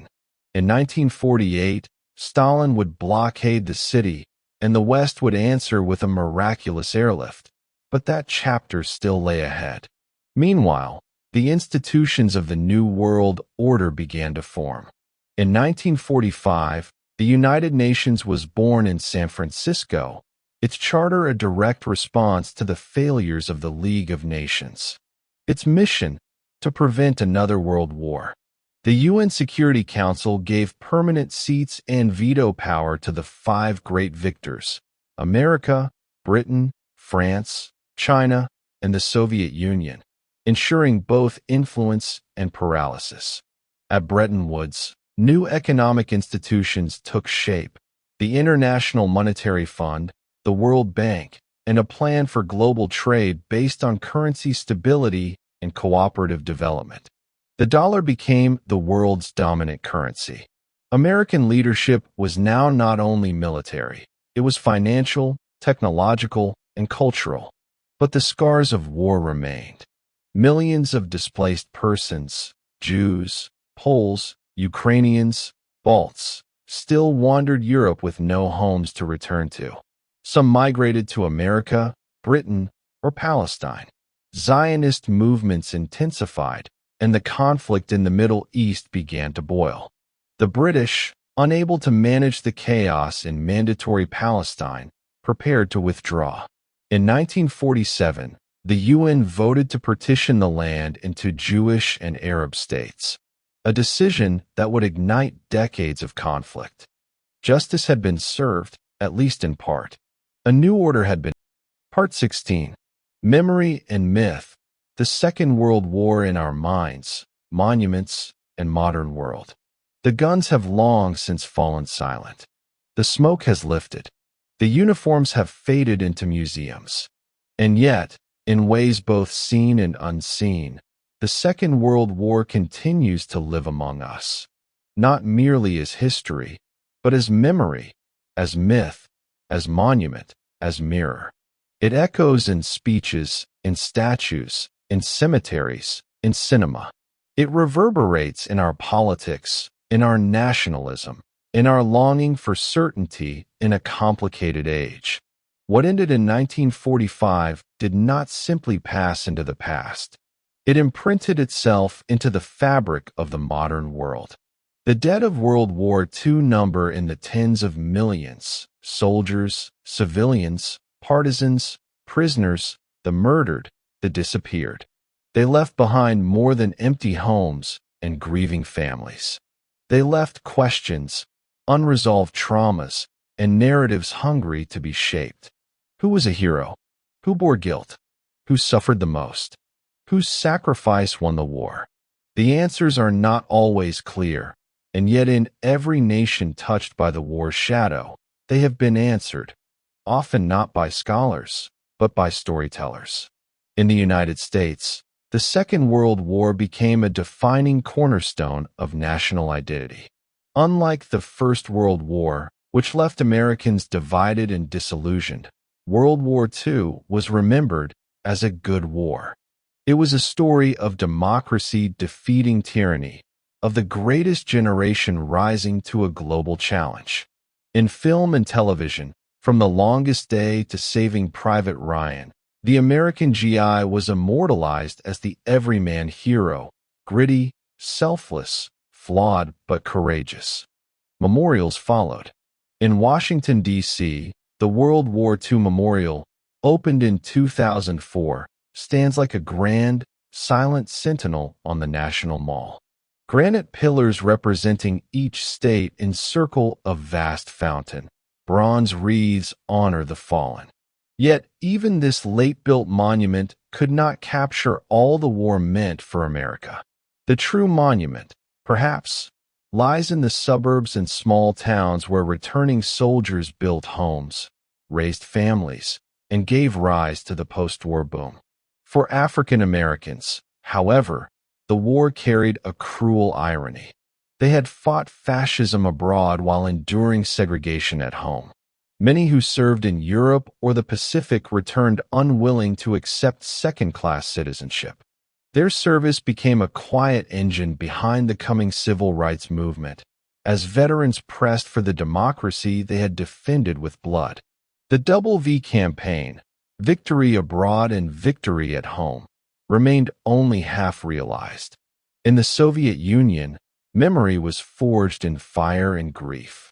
The Great Patriotic War, as it was known, left over 27 million dead, most of them civilians. Cities like Leningrad and Stalingrad became sacred names, each a synonym for endurance and sacrifice. In Moscow, the Victory Day Parade on May 9th became an annual ritual, its tanks and medals reaffirming not just the past, but the legitimacy of the present regime. Under Stalin, and later under Putin, the war was mythologized as proof of Russia's indomitable spirit and moral righteousness, brushing over atrocities like the Katyn massacre or the mass rapes committed by the Red Army in Germany. Monuments sprouted across the Soviet republics, towering obelisks, eternal flames, immense statues of soldiers cradling fallen comrades or raising flags over rubble. Memory was not just honored, it was choreographed. History textbooks reinforced a narrative of Soviet heroism, omitting inconvenient truths about the Molotov-Ribbentrop Pact, gulags, or forced deportations. When the Soviet Union collapsed, this state-sponsored memory fractured, and former republics like Ukraine and the Baltic states began building their own stories, ones often at odds with Moscow's version. In Germany, the war's memory took on a different shape, not pride, but penitence. After the fall of the Third Reich, and especially in the decades after the 1960s, West Germany undertook what came to be known as Vergangenheitsbewältigung, coming to terms with the past. Memorials to the murdered Jews, museums chronicling Nazi crimes, and education programs aimed at confronting guilt became part of a national effort not to forget, but never to repeat.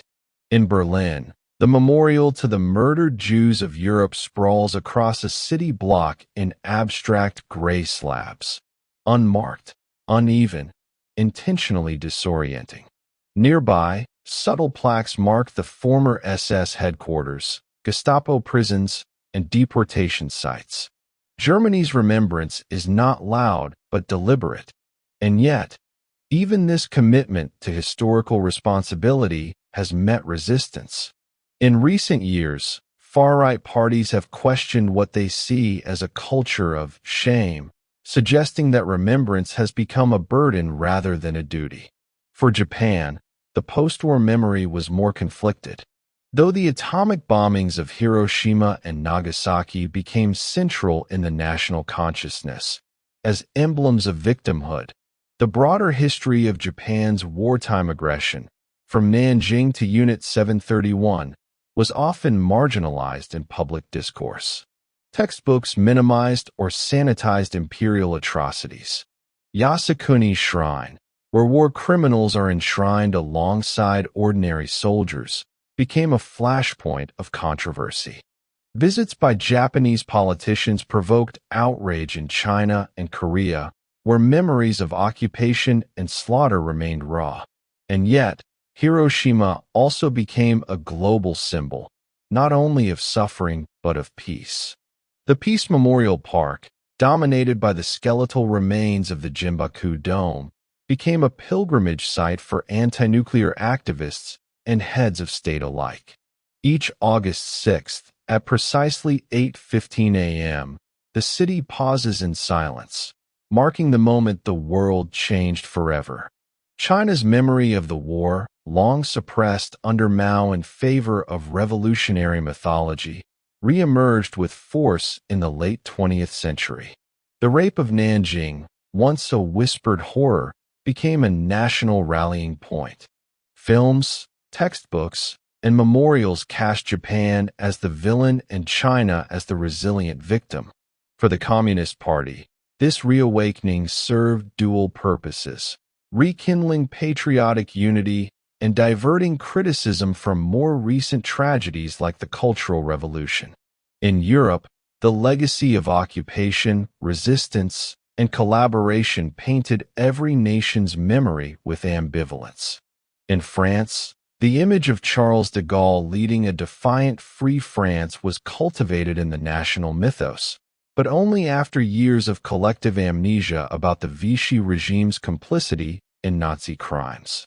In Italy, Mussolini's years were reframed as aberrations, and post-war amnesty obscured the role ordinary Italians played in the fascist apparatus. In the Netherlands and Norway, resistance was honored. In Hungary, Romania, and Slovakia, memory often bent to the needs of Cold War politics. For Jews, the Holocaust was once a scar endured in silence. Survivors, scattered across new homelands, often buried their memories, unsure how or whether to speak of what they had endured. But beginning in the 1960s, through the Eichmann trial in Jerusalem, through memoirs like Elie Wiesel's Night, through the establishment of Yad Vashem in Israel and the Holocaust Memorial Museum in Washington, the voices began to rise. Memory became legacy. Shoah education became widespread. In Germany and Austria, school children were taken to camps and memorials. In America, Holocaust survivors spoke in classrooms and courtrooms.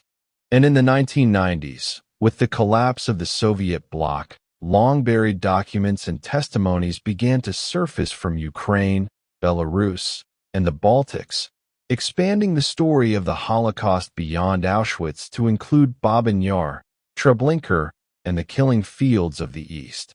Yet memory is never neutral. In Poland, for example, the ruling party in the 2010s passed laws criminalizing suggestions that Poles had collaborated in Nazi crimes, even as historians unearthed evidence of pogroms and complicity. In Hungary, official monuments portray the country as a victim of Nazism, obscuring its wartime alliance with Hitler. In the modern world, World War II serves as both a moral compass and a political weapon. Politicians invoke Munich to justify preemptive strikes, or cite Neville Chamberlain to deride compromise. Protesters label their enemies as fascists. Internet forums descend into debates over whose grandfather fought on the right side. The Nazi symbol, once buried, has re-emerged in far-right rallies, its obscenity revived by those who either forget or reject the lessons of the past. But alongside this distortion, there remains a sincere hunger for remembrance. Holocaust museums continue to open in new cities. Veteran cemeteries, from Normandy to Okinawa, remain meticulously maintained. Survivors, though few now remain, are treated as living relics of moral truth. And on anniversaries, the 75th of D-Day, the 80th of Pearl Harbor, the centenary of Armistice, leaders gather to speak not only of history, but of obligation. The war's legacy endures in architecture and archives, in stories told by grandparents, in films watched on rainy evenings. It endures in the shape of borders, in the design of the United Nations, in the nuclear policies of global superpowers. It lives on in the very idea of human rights, a concept reborn in the ashes of genocide. The Universal Declaration of Human Rights, adopted in 1948, grew directly from the horrors of the Holocaust. The Geneva Conventions were revised to reflect the lessons of civilian suffering. Concepts like genocide, crimes against humanity, and war crimes were not academic. They were responses to unthinkable reality. The modern idea of international law owes its existence to the moral reckoning of Nuremberg. Even today, in the 21st century, when Russia invades Ukraine, or Israel bombards Gaza, or China tightens its grip on dissidents, debates often reach back to the precedent of World War II. Who is the aggressor? What is a war crime? Who speaks for the victims? These are not new questions. They are old wounds reopened in each new catastrophe. And so, the memory of World War II remains not merely memory, but conscience. It is a mirror we hold to the present, a reminder of what humanity is capable of, both in destruction and in resistance. The veterans are dying. The survivors pass quietly into history. The living memory is becoming archival, pixelated, condensed into documentaries and school curricula. But the war's shadow has not receded. It is stitched into the political geography of Europe, the nuclear posture of Asia, the alliance networks of North America. It lives in Israel's founding trauma and Russia's victory cult, in China's nationalist education and America's self-image as defender of freedom. More than any other event in modern history, World War II shaped the emotional architecture of the world. It gave us a narrative of good and evil, of courage and complicity, of justice and vengeance. But it also left us with ambiguities, with moral compromises, with gray zones of memory that defy simple storytelling. As we move further from 1945, the danger is not forgetting, but simplifying, reducing the war to comic book dichotomies or political slogans, treating it as myth rather than as warning. The task, then, is not only to remember, but to understand. To carry forward not only the stories of heroes, but the lessons of failure. To honor not only the victory, but the cost. Because in the end, the Second World War was not simply an event. It was a reckoning, a crucible, and it remains, even now, a map drawn in blood and courage, fear and hope, that guides the world we still inhabit.